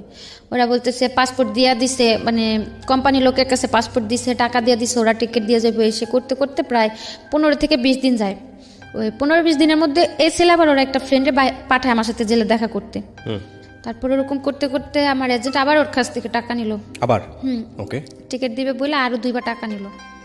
যখন আমার জেল টেল শেষ হলো তখন ও আবার 2বার টাকা দিল। আচ্ছা, দেবার পরে যখন 3য় সপ্তাহ আমার সাথে দেখা করতে গেছে, তারপরে ওর বন্ধুটা বলতেছে যে আপা দেন আপনার পাসপোর্টটা আপনার এজেন্টে দিতে আসে না, আর ও 2-3বার করে টাকা দিছে, ওরে পাসপোর্টও দেন আপনার টিকিটও দিতে হয় না। ও এমনও বলছে যে ভাই টাকা খাইছেন ভালো করছেন, আর পাসপোর্টটা দিয়ে দেন, আর একটা টিকিট আমি কাইটা দিতেছি, আপনার টাকা দিতে হবে না, টাকা জানিয়েছেন নিছেন, আর পাসপোর্টটা দিয়ে দেন। আর পাসপোর্টটা বারবার চাইতেছিল এই কারণেই যে মালয়েশিয়ার জেলে যদি ট্রাভেল পাসের ফর্ম কেউ ফিল আপ করে অন্তত পক্ষে 7 থেকে 8 মাসের ট্রাভেল পাসের স্লিপের জন্য বসে থাকতে হয়। মানে বাংলাদেশ এম্বাসি হয়ে এখান থেকে একটা কাগজ যাবো, ওই কাগজটার জন্য 7 থেকে 8 মাস অপেক্ষা করতে, যাদের পাসপোর্ট নেই। আর যদি আমার পাসপোর্ট না দিতে তাহলে হয়তো আমার আরও 7 থেকে 8 মাস জেলে থাকতে হতো। তার জন্য বারবার যাওয়ার কথা, টাকা খাইতেছে খাক, তো পাসপোর্টটা দিয়ে দেখ। আর এই চান্সে ও টাকা খাচ্ছে। আর তারপর 3বার 3য় সপ্তাহ যখন দেখা করতে যাওয়ার পর আমি কান্নাকাটি করে বলছি যে ঠিক আছে ও এবার কী করবো, বারবার টাকা দিতেছে। আমি বলছি যে ওরা টাকা দিতে নিষেধ করেন, আমি ট্রাভেল পাসের ফর্ম ফিল আপ করে দিচ্ছি, যদি আমার ফর্ম আসে আমার দেখতে ফোন করতে দিব ট্রাভেল পাস আসলে, যে কাউরে ফোন দিয়ে বলো টিকিট দিয়ে যাওয়ার জন্য। তখন আমি ফোন দিয়ে বললো, ওরা এসে বললেন আমার টিকিট দিয়ে তার টাকা টুকা লাগবে না। তারপর ওই ছেলে মানে ওই কথা শোনার পরে যে পুলিশের কাছে একটা রিপোর্ট করলো যে এরকম আমি জেল আছে, আমার পাসপোর্ট আমার এজেন্টের কাছে, আমার টিকিট দিতেছি না। ওই জেলে পুলিশের থেকে ওই এজেন্টের কাছে একটা নোটিশ পাঠাইলো যে পাসপোর্টটা যাতে দিয়া দেয়। তারপরের সপ্তাহে যে আমার টিকিট দিয়ে আসলো, তারপরে দেশে আসলাম। এদিকে এজেন্টের জন্য আমার জেল খাটতে হলো 3 মাস, অথচ কোর্টের থেকে আমার রায় দিল আমার জেল হইলো 41 দিন। 41 দিনের জায়গায় আমার জেল খাটতে হলো 90 দিন। তারপরে আসলাম, আসার পরে ওই ছেলের সাথে যেহেতু সম্পর্কটা দেশে আসার পরেও ছিল, ওই সেপ্টেম্বরে দেশে আসলাম। ও বললো যে দেশেই থাকো, দেখি আমি যতটুকু পারি তোমার হেল্প করুন, টাকা টুকা যা লাগে। তারপরে আমি ভাবলাম যে যেহেতু আছে আমার এতটা সাপোর্ট করছে, যদি আমি ওর কাছে যাই হয়তো গেলেও আমার একটা ভালো কাজে টাজে লাগা দিলে আমি করতে পারব। তো ওরে বললাম, বলার পর তত একটা মানে রায় দিল না। তারপর আমি গেলাম 2য়বার ইন্দোনেশিয়া দিয়ে। আপনি জেল থেকে ছাড়া পেয়ে বাংলাদেশে কিভাবে আসলেন ওইটা একটু আরেকবার বলেন। জেল থেকে ছাড়া পেলাম ওই যে আমার ওই যে পাসপোর্টটা ম্যানেজ করতে পারলো, ও যে পুলিশের কাছে রিপোর্ট করলো 2-3বার টাকা দেওয়ার পর যখন পাসপোর্ট না দিল, ওই তখন পুলিশ বলল রিপোর্ট করলো। তারপর ওকে ধরলো, রিপোর্ট করার পরে ও নোটিশ পাঠালো আমার এজেন্টের কাছে যাতে আমার পাসপোর্টটা দিয়ে দেয়। আর এদিক দিয়ে যখন ওরা পাসপোর্ট দিতেছিল না, আমি যে ক্যাম্পে ছিলাম ওই ক্যাম্পের পুলিশের সাথে আমিও যোগাযোগ করছি। যখন মানে আমি তখন বাধ্য ছিলাম স্বীকারোক্তি দিতে যে আমার এজেন্ট আছে, আমার পাসপোর্ট দিতেছে না। আর তখন তো আমার কোনো সমস্যা নেই, আমার জেল টেল সব হয়ে গেছে, আমি দেশে যাব। তখন ওই জায়গার পুলিশদের সাথে আমিও কথা বললাম যে এরকম আমার এজেন্ট আছে, এজেন্ট আমার পাসপোর্টটা দিতেছে না। ওনারা জিজ্ঞেস করলো যে এজেন্ট যে বাসায় থাকে সে বাসা তুমি চেনো? বললাম যে হ্যাঁ। ওরা বললো যে 1 সপ্তাহ সময় দেখো, যেহেতু তোমার বাইরের থেকে লোক রিপোর্ট করছে, যদি ওরা পাসপোর্ট না দেয় তোমার আমাদের সাথে নেই, এখান থেকে তোমার এজেন্টের বাসা যাওয়া হইব। আচ্ছা, হয়তো এখান থেকে পাসপোর্টটা নেবো, সাথে ধরা হবো। তারপরে কিভাবে হলো? তারপরে ওই যে রিপোর্ট করাতে পুলিশের থেকে নোটিশ দিল, নোটিশ দেওয়ার পরে ওই লোক এসে আমার পাসপোর্ট আর টিকিট দিয়ে গেল। আচ্ছা, তারপর আপনি বাংলাদেশে আসলেন? হ্যাঁ, টিকিট দেওয়ার কত বছর পর বাংলাদেশে আসলেন? হ্যাঁ 1.5 বছর। 1.5 বছর পর। এই 1.5 বছর জীবনে কি বলবেন, স্বর্গ না নরক? জাহান্নাম। নরকের চাইতেও যদি খারাপ কিছু থাকে, নরকটা তো মরার পর কেমন হবে দেখতে জানি না, কিন্তু বাইচা থাকতে হয়তো ওটা একটা নরক ছিল। তো আসলেন, আসার পরে আসার পরে দেশে ছিলাম, সেপ্টেম্বর আসছি, সেপ্টেম্বরের 17 তারিখে আসছি। আসার পরে নভেম্বরের লাস্টের দিক দিয়ে আমি আবার চলে গেছি কোথায়, মালয়েশিয়ায়। কেন গেলেন? মালয়েশিয়ায় গেলাম ওই অতদিনে, মানে ওই ছেলেটা আমার জন্য যতটুকু দৌড়াদৌড়ি করলো, হয়তো ওই জায়গাতে আমার আপন কোনো একটা ভাই বোন থাকলে অতটুকু করতো না। তো ওর প্রতি অতদিন একটা আলাদা টান হলো, যেহেতু বাইরে ও আমার জন্য এতটুকু করতে পারছে, বা যদি ও তো সবসময় বলতে যে আমার বিয়ে করবো বা আমার পাশে সবসময় থাকবো, তো আমি ভাবলাম যে যাই আমি ওর কাছে, যে এখন তার আমি খারাপ কিছু করুম না, যাই হোক তোর কাছে থেকে একটা ভালো জব টপ করি, কিছু যখন ও দেশে আসে ওর সাথে আমি চলে আসবো, আসলে হয়তো তখন যদি বিয়ে শাদী করলো না, তোর দ্বারা আমি ভালো কিছু একটা করাতে পারলে আসলাম। কিন্তু ওই তার ভরসায় গেলাম, দ্বিতীয়বার যে সেম অবস্থায়। একই কাজ না, হয়তো সে কাজগুলো করতে হয় নাই, কিন্তু ওর সাথেই ছিলাম, ওই 1-1.5 মাস লাগায়া জঙ্গল টঙ্গলে থাইকে এত কষ্ট করে যে গেলাম ওর জন্য। আমি জঙ্গলে থাকতে হয়েছে যাওয়ার সময়? কিসে গেছেন? এখান থেকে 3টা দেশ ঘুরাই নিয়ে গেছে, তো মানে যে জায়গায় ঘুরছি ওগুলোতে কোনো প্রবলেম হয়নি। 1-1.5 মাস লেগেছে যেতে? 1 মাস, পুরো 1 মাস লাগছে। কিসে গেছেন আপনি? প্লেনে না? প্লেনে গেছি, এখান থেকে ইন্ডিয়ায় গেছি, ইন্ডিয়া থেকে বালিতে গেছি, বালি থেকে ইন্দোনেশিয়ায় গেছি, ইন্দোনেশিয়া থেকে মালয়েশিয়ার এয়ারপোর্টে গেছি। এয়ারপোর্টে মানে যে কিরকম, মানে একটা বিমান ভাঙ্গা যেভাবে যায় না, অনেক দেশে ডাইরেক্ট না গেলে বিমান ভাঙ্গা। বন জঙ্গলের কথা কেন আসতেছিল? এই জঙ্গলে ছিলাম 15 দিন, মানে জঙ্গলের ভিতরে, টোটালি জঙ্গল, ওর ভিতরে খাওয়া দাওয়া শোয়া সবকিছু। ওখানে ওই বাঙালিরা ওইভাবেই যায়? অবৈধভাবে গেলে ওইভাবে যেতে হয়, মানে ইন্দোনেশিয়া দিয়ে যারা যায় তাদের ওই জঙ্গলে 1 মাস থাইকে যেতে হয়। এমনিতে যদি থাইল্যান্ড দিয়ে বা সিঙ্গাপুর দিয়ে যায় তাহলে তো 1 সপ্তাহের মধ্যে পৌঁছা যায়। আচ্ছা, তো গেলেন, তারপর? গেলাম, যাওয়ার পর ওই ছেলের কাছে গেলাম, যাওয়ার পরে 6-7 মাস কাজ করতে দেন। ও এমনিতে আমার টাকা টুকা ওর সাথেই ছিলাম, মানে বাড়িতে টাকা টুকা সব কিছু ও দিল, বা যাওয়ার খরচ টরচ যা লাগলো ওই দিল। তারপরে মানে এক পর্যায়ে দেখি ও কিরকম একটা আস্তে আস্তে পল্টে নিতেছে। কাজ করতে দেয়নি, আমার কোনো কাজই করতে দেয়নি, বলছে যে আসছো যেহেতু থাকো, সমস্যা নেই, তোমার মতো একটা মেয়ে চালানোর ক্ষমতা আল্লাহ আমারে দিছে, আমি তোমার রাখি, তোমার কাজ করার দরকার নেই, যেহেতু আসছো আমার কাছে থাকো। তো কিছুদিন পরে দেখি ওই হাজবেন্ডের যেমন একটা পোল্ট্রি নিল বিয়ের পরে, তার কাছে যাওয়ার পর তারও একটা পোল্ট্রি, মানে সে কন্টিনিউ যে ক্লাবে যায়, মটটত খায়, রাতের পর রাত বাইরে থাকে, আমি ওগুলো বললে মানে মারাত্মক পরিমাণে মারধর চলে। তারপরে গেলে এরকম করতে করতে এক পর্যায়ে আমি বললাম যে ভাই তুমি যদি আমার না রাখো, আমার বইলা দাও, যেহেতু আমি আসছি, আমার এখন একটা সুযোগ আছে, তুমি আমার যদি না রাখো, আমার বইলা দাও, আমি বাইরে যাই কোনো কাজ কাম করে আমি দেশে চলে যেতে পারো। আর অতদিন লাস্টের দিক দিয়ে আমি একটা কোম্পানিতে কাজে লাগছিলাম ক্লিনারের। তো তখনও বললাম যে আমি একটা ভালো বেতনে কাজ করতেছি, ভালো একটা কাজ পাইছি, তুমি যদি আমার ছাইরা দাও, আমি কাজ কাম করে। বিয়ে করেছিলেন আপনি? না না, ওকে। ওদিকে বিয়ে করার সিস্টেম ছিল না, বিয়ে করলে কি যে হুজুর ডাক দেয় না, এমনিতে ঘরে বিয়ে করে ওইগুলো। তা আমার আর ওর উদ্দেশ্য ছিল, আমারই মেন উদ্দেশ্যটা ছিল যে আমি এখন এরকম একটা বিয়ে করুম, দেশে যাওয়ার পরে বিয়ে তো আমার কোনো প্রুফও থাকবো না বা কোনো প্রমাণও থাকবো না, তো তার চেয়ে না করেই থাকি। যদি বিয়ে থাকে দেশে যে হয়তো পোক্তভাবে করলে করবো, না করলে করার প্রয়োজন নেই। শুধু শুধু যে আল্লাহরে সাক্ষী রেখে বিয়ে করুম, এটা নিয়ে হয়তো একটা আল্লাহর কাছেও একটা গুনার কাজ হবে, বা ওর কাছে আমি দাবি নিয়ে দাঁড়াইতে পারবো না। এর জন্য আর কেউ ওই জায়গাতে করা হয় না। আর ওই জায়গাতে বাঙালিদের যাদের ভিসা টিসা নাই, ওই কাগজ টাগজ করে বিয়ে করার কোনো সিস্টেম নেই। তারপরে ওরে বারবার বলতাম যে যদি তুমি আমার ছাইরা দাও তা আমি কাজ কাম করি। ও বলতো যে না, আমি কি তোমার আনছি ছাড়ার জন্য, আমি তোমার ছাড়ুন কেন। এরকম করতে করতে ওর সাথে রইলাম 1 বছরের মতো। লাস্ট 3 মাস কাজ করলাম, দেশে আসুম ওই ট্রাভেল পাস চালু করলো, যারা অবৈধ আছে তারা মানে আত্মসমর্পণ করে দেশে চলে যেতে পারবো। তো ও বললো যে দেখো এভাবে থাকলে তো দুজনের, ওরও ভিসা শেষ হয়ে গেছে লাস্টের দিকে, বললো যে তুমি চলে যাও, আমার তো কোম্পানি আছে, আমার কোম্পানিতে আমার ভিসা করে দিব, তুমি তেমনি একবার ব্ল্যাক লিস্ট করে গেছো দেশে। প্রথমবার যখন জেল খাইতে আসলাম আমার ব্ল্যাক লিস্ট দিয়ে দিল, আবার দ্বিতীয়বার অবৈধভাবে ঢুকলাম, আমি তো আর ভিসাও লাগাতে পারুম না। তো বললো যে তুমি চলে যাও, আমি থাকি, আমি ভিসা টিসা করে আমি ভিসা লাগলে দেশে আসুন না, ইনশাল্লাহ বিয়ে টিজা করার করুন। তা আমি বললাম যে না, আমি তোমার রেখে দেশে যাব না, আমি থাকতেই তুমি এত নাটক করে আমি চলে গেলে তো তখন তুমি পুরাই পল্টি নিবা, যেহেতু তুমি আমার বিয়ে করো আমি তোমার সাথেই থাকি, সমস্যা নেই। তো এগুলো করতে করতে ও আমার জন্য টিকিট কাটার জন্য পুরো প্রস্তুতি নিল। তার মধ্যে আমার বারাপুর একটা ছেলে অ্যাক্সিডেন্ট হলো, মানে ওর ডান হাতের এই জায়গা দিয়ে একটা চাকু ঢুকিয়ে দিক দিয়ে বের হয়ে গেল। আমার কাছে এমনিতে টাকা নেই, আমি দেশে আসার প্রস্তুতি নিতেছি, তার মধ্যে ওর ওই জায়গাতে অপারেশন করতে অনেক টাকা দিতে হলো আমার বাইরে থেকেই। ও তখন দেশে আসবো না, রাজি হলো দেশে আসার জন্য, ছেলেটাও আমার সাথে। তারপরে আমি বলছি যে তুমি আমার টিকিট কাটবা, এত কিছু করবা, কোনো লাভ হইব না, যদি তুমি না যাও, যেদিনকার ফ্লাইট থাকবো ওদিন আমি পলায় যাম, দেখবা 3-4 দিন পর আবার আয়া পড়ছি। কিন্তু আমি তোমার রেখে দেশে যাব না। তারপর এক পর্যায়ে যে ওর বাবা ফোন দিয়ে বললো যে দেশে নাকি ওর একটা চাকরি হয়েছে, ওর দেশে চলে আসতে। তারপর ও রাজি হলো আসার জন্য। একসাথে টিকিট পাইলো না, আমারটা ডিসেম্বর 14 তারিখে করলো, ওরটা 17 তারিখে করলো। আসার সময় বারবার করে বললো যে তুমি যাও, তুমি কোনো টেনশন করো না, আমি তা আসি। তো সে যে আমি তোমার লোক কোনো পোল্ট্রি নিবো না, তুমি চলো, আমি তো দেশে আইতেছি। আসার পর আল্লাহ বিয়ে সাথে যা করার করুন। আসলাম দেশে, আসার পর 15-20 দিন ভালোই ছিল। এখন পুরা পোল্ট্রি বলতে মানে মানুষ অত বড় পোল্ট্রি নিতে পারে না দেখলে হয়তো জানতাম না। সো আপনি আবার যাবেন না মালয়েশিয়াতে? না, আর যাও কার কাছে, আর যাওয়ার কোনো প্রয়োজন নেই। প্রথমে তো গেলাম ফ্যামিলির দিক দিয়ে চিন্তা করে, বা প্রথম গেছে ফ্যামিলি দিক দিয়ে চিন্তা করে, সেকেন্ড টাইম গেছে একজন মানুষকে ভালোবেসে। এখন কিভাবে চলতেছে আপনার? এখন ওই ছেলের সাথে কথা হয়, এমনিতে আমার টাকা টুকা লাগলে যদি আমি ফোন দিয়ে বলি, টাকা টুকা দেয়, কিন্তু কোনো কথা বলে না, যোগাযোগ করে না। এছাড়া আপনি কোনো কাজকাম করেন? গত মাসে একটা চাকরিতে জয়েন করছি, তো করতেছি টুকটাক। কেন বললেন এই গল্পটা? আবার এই প্রশ্নটা করি। গল্পটা বলার উদ্দেশ্য এইটুকুই ছিল যে অনেক মেয়েরাই বাইরে যায়, যেহেতু আমি মালয়েশিয়াতে, অন্য দেশেরগুলো তার আমি বলতে পারি না, বা আসার সময় এয়ারপোর্টেও দেখছি সৌদি থেকে অনেক মেয়েরা প্রায় 1-1.5 সময় সিরিয়ালে দাঁড়ায় আছে। জিজ্ঞেস করলাম, মানে ওদের সাথে আমারও মনে করছিল আমি সৌদি থেকে আসছি। এবার আসার সময় আমি 2-3 ঘন্টা লেট এয়ারপোর্টের থেকে বেরোলাম, ওই যে ওদের সাথে আমার সিরিয়ালে দাঁড় করে রাখলো।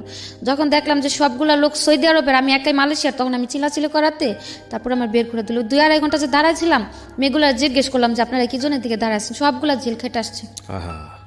1-150 মেয়ে হবে, কমপক্ষে 300 থেকে 400 পুরুষ হবে। 2টা সিরিয়ালে, মানে এয়ারপোর্টের ভিতরটা পুরো ভরা ওই মেয়ে লোকগুলা দিয়ে। এছাড়া সাথে যেসব লোক সব বের হয়ে গেছে। তো তাদের মধ্যে দাঁড়ায় থাকার পর জিজ্ঞেস করলাম, মেয়েগুলা বললো যে দেখেন এরকম আয়না কাজের নিচে নেওয়ার পরে যে বাড়িতে কাজ করি তারাও নির্যাতন করে, বাইরে থেকে লোকেরাও এসে নির্যাতন করে, লাস্টে টিকতে না পেরে পুলিশের কাছে যে আত্মসমর্পণ করছি, এই জেল খাটটা এখন দেশে আসছে আমরা সবাই। কি একটা ইমেজ দাঁড়ায় দেখেন। এটা কিন্তু আমার এখানে এপিসোডটা ফার্স্ট টাইম না। বাংলাদেশের বিভিন্ন মিডিয়াতে, টেলিভিশন চ্যানেলে এই নিউজগুলো আসে, হরহামেশাই আসে। ইমেজটা কি দাঁড়ায় দেখেন। প্রথমত আমাদের সামাজিকতা জায়গাটা থেকে এই ধরনের মেয়েরা যখন দেশে ফিরে আসে খুব একটা ভালো চোখে দেখা হয় না, এবং ওখানে যে যাবে গিয়েও একটা ট্র্যাপের মধ্যে পড়ে যায়, বের হতে পারে না। মানে একটু ভালো থাকার জন্য কি ভয়ঙ্কর রকমের যুদ্ধ। আর আপনি আজকে যেভাবে সাফারার, এটার জন্য তো আপনি নিজেও দায়ী। হ্যাঁ, আপনার বয়স একটা ফ্যাক্ট ছিল যে ওই বয়সে আপনি বুঝেন নাই, কিন্তু আমি নিশ্চিত যে যারা অনেক বয়স্ক, যারা হয়তো 18 বছর পার করে ওই দেশে গেছে, তারা অনেক বুঝে শুনেই গেছে, তাদের জন্য আজকের এপিসোডটা কাজে লাগবে। তো আপনি নিশ্চয়ই ভুল করেছিলেন, কারণ 15-16 বছর বয়সেও যদি আপনি গেছেন, 18 বছরের আগে তো গেছেন আপনি দেশের বাইরে। লেবার লতে তো 18 বছরের আগে তো দেশের বাইরে যাওয়ার আমার জানা মতে নিয়মই নাই বাংলাদেশ সরকার থেকে। তো এটা তো আপনি এক ধরনের অপরাধী করেছেন। এবং যাওয়ার পর আপনি যেটা বলছিলেন যে আপনি এক পর্যায়ে মেনে নিলেন যে না, এই জবটাই আপনি করবেন পয়সা ইনকাম করার জন্য। পয়সা ইনকাম করতে পেরেছেন? ওই যে সব জেলে পুলিশের কাছে গেছে। হ্যাঁ। সো আসলে লাইফে কোনো শর্টকাম কোনো পথ নাই যে আপনি শর্টকাট একটা মেরে দেবেন, দিয়ে আপনি লাইফে অনেক বড় লোক হয়ে যাবেন, অনেক কিছু হয়ে যাবেন। That is really difficult. এটা হয় না। যতদিন কন্ট্যাক্টে ছিল, যদি ততদিনের মধ্যে পুলিশে ধরতো, তাও মনের একটা সান্ত্বনা দিতে পারতাম যে দেশে চলে গেলাম। যখন কন্ট্যাক্টটা শেষ হলো, 1 মাস কাজ করলাম, টাকাগুলো নিয়ে বাড়িতেও পাঠাইনি। মানে টাকাগুলো বাড়িতে পাঠাবো, যেমন কালকে পাঠাবো, আজকে কাজে গেছি, যে কাজের থেকে আইসে বাড়ি থেকে নাম্বার নিয়ে টাকাগুলো পাঠাবো, ওই দিন রাত্রি পুলিশে দিল। এখন ভবিষ্যৎ পরিকল্পনা কি? আপনি রাইট নাও কত বয়স, কত আপনার? আবারও জিজ্ঞেস। 21 বছর। জীবনের অনেক লম্বা একটা পথ পড়ে আছে। এখন কি চিন্তা করেন ভবিষ্যৎ নিয়ে? এখন চিন্তা করার আর কিছু নাই। এখন মনে করি যে যেহেতু দেশে আসছি, একটা জব পাইছি, করতে থাকি, উপরে আল্লাহ যা রাখছে কপালে তাই হবে। কিন্তু কোনো বাহিরে যাওয়ার বা কোনো সম্পর্কতে জড়ানোর এ ধরনের কোনো চিন্তা আপনাকে যে মানুষটা আপনার জীবনে পরবর্তীতে আসবে, যদিও খুব ব্যক্তিগত প্রশ্ন হয়ে যায় এটা, আপনি কি চিন্তা ভাবনা করছেন? তাকে আপনি আপনার জীবনের অতীতটা বলতে পারবেন? আমার উদ্দেশ্যটা শুরু থেকে একটাই ছিল যে এমনিতেও তো ছোট থেকে কারো কাছে ভালো কিছু পাইনি, বা ফিউচারে কি বর্তমানে কি কারোর সাথে যদি কোনোদিনও জড়ায় যায়, বলা তো আর যায় না, যে আমার অতীতটা যায় না আমার অ্যাকসেপ্ট করবে, আমি তার সাথেই থাকবো। কারণ এসব কথা তো কখনো লুকানো থাকে না। যদি দেখা গেতেছে একটা সম্পর্কতে জড়াই গেলাম, বা কিছুদিন থাকার পর যখন আমার এই অতীতগুলো সে জানতে পারবো, তখন কিন্তু খুব ভয়ঙ্কর একটা পরিস্থিতিতে পড়তে হবে। তার চাইতে আমার অতীতটা যায় না যে আমার অ্যাকসেপ্ট করবো, আমি তার কাছেই যাব। আমাদের সামাজিকতা কি তৈরি হয়েছে যে একটা মেয়ে যার কোনো অপরাধ নাই, ভুল নাই, কিন্তু এরকম একটা ঘটনায় জড়িয়ে গেছে বা জড়াতে বাধ্য করা হয়েছে, সেই মেয়েটাকে আমরা পাবলিকলি ফোকাস করতে পারি? অপরাধ তো ওর নাই, পারি না, কারণ আমাদের সমাজটাই তো এখানে বিকলাঙ্গ চিন্তার অধিকারী। অপরাধ ওর না, তারপর ওকে আমাদের হাইড করতে হচ্ছে। সো অনেক সময় লাগবে পরিবর্তন আসতে, কিন্তু ওর যে চিন্তাটা ব্যক্তিগত পর্যায়ে, সেই চিন্তাটাকে আমি স্যালুট করি। জীবনের সমস্ত কিছু জেনেই যেন ওর কাছে মানুষ আসে। আরেকটা বিষয় আমি বিশ্বাস করি, সেটা হচ্ছে আমৃত্যু পর্যন্ত নিজের ভুলগুলো বুঝে নিজের জীবনটাকে সংশোধন করার সুযোগ আছে, সেটা আল্লাহ আমাদেরকে দিয়েছে। সো সেই জায়গাটা থেকে আপনি যদি ব্যক্তিগতভাবে মনে করেন যে যে ভুলগুলো হয়ে গেছে আমার অপ্রাপ্ত বয়স থাকা অবস্থায়, সেগুলোর জন্য আপনি নিজেও রেসপন্সিবল ছিলেন না, উদ্দেশ্য ছিল মহৎ কিন্তু আপনি ট্র্যাপে পড়ে গেলেন, সেটার জন্য আল্লাহ আপনাকে একটা ভালো দিক নির্দেশনা দিক, আপনাকে ভালো পথে পরিচালিত করুক, সেটা একটা বিষয়। আরেকটা হচ্ছে যারা আজকে আপনার এই গল্পটা শুনলো, আমি নিশ্চিত যে এই গল্পটা শোনার পরে কোনো বাবা মাই তার সন্তানকে অবৈধ পথে বিদেশে পাড়ি জমানোর কথা বলবেন না। একবার দুইবার 3-4বার বাইরে গেলাম, কখনো মানে ফ্যামিলি থেকেও আমার কখনো একটা বাধা দিল না যে না। ফ্যামিলি অনেক বড় একটা বিষয়। ফ্যামিলি হচ্ছে প্রাথমিক প্রতিষ্ঠান একটা রাষ্ট্রের, যেখানে একটা মানুষের সমস্ত কিছু, হ্যাঁ। তো ওইটা যদি শক্ত না হয় না, তাহলে আসলে মানুষের জীবনে আসলে আর সামনের দিকে আগানোর খুব সহজ হয় না। তো আজকের এই গল্পটা শুনে সতর্ক হন সবাই নিজের জায়গাটা থেকে। বিদেশে অবশ্যই যাবেন, রেমিটেন্স আমাদের দেশটাকে সামনের দিকে নিয়ে যাচ্ছে, কিন্তু অবৈধভাবে না, অন্যায়ভাবে না। এবং অন্যায়ভাবে করলে সেটা আসলে ভালো রেজাল্ট বয়ে নিয়ে আসে না। থ্যাংক ইউ সো মাচ আকি, আপনি আজকে এখানে আসছেন, সাহস করে কোটি কোটি মানুষের সামনে নিজেকে ফেস করলেন। এই সাহস সবার হয় না। আমি জানি অনেক মেয়ের গল্প বাংলাদেশে, বিদেশ ফেরত মেয়ের গল্প আপনার চাইতেও ভয়াবহ, তারা হয়তো কোনোদিন মিডিয়া ফেস করবে না, কিন্তু সেখান থেকে আপনি সৎ সাহস দেখিয়েছেন, সেটার জন্য আমি আপনাকে ধন্যবাদ জানাই। অনেক ধন্যবাদ। সবাইকে ধন্যবাদ। Secrets. Something beyond entertainment.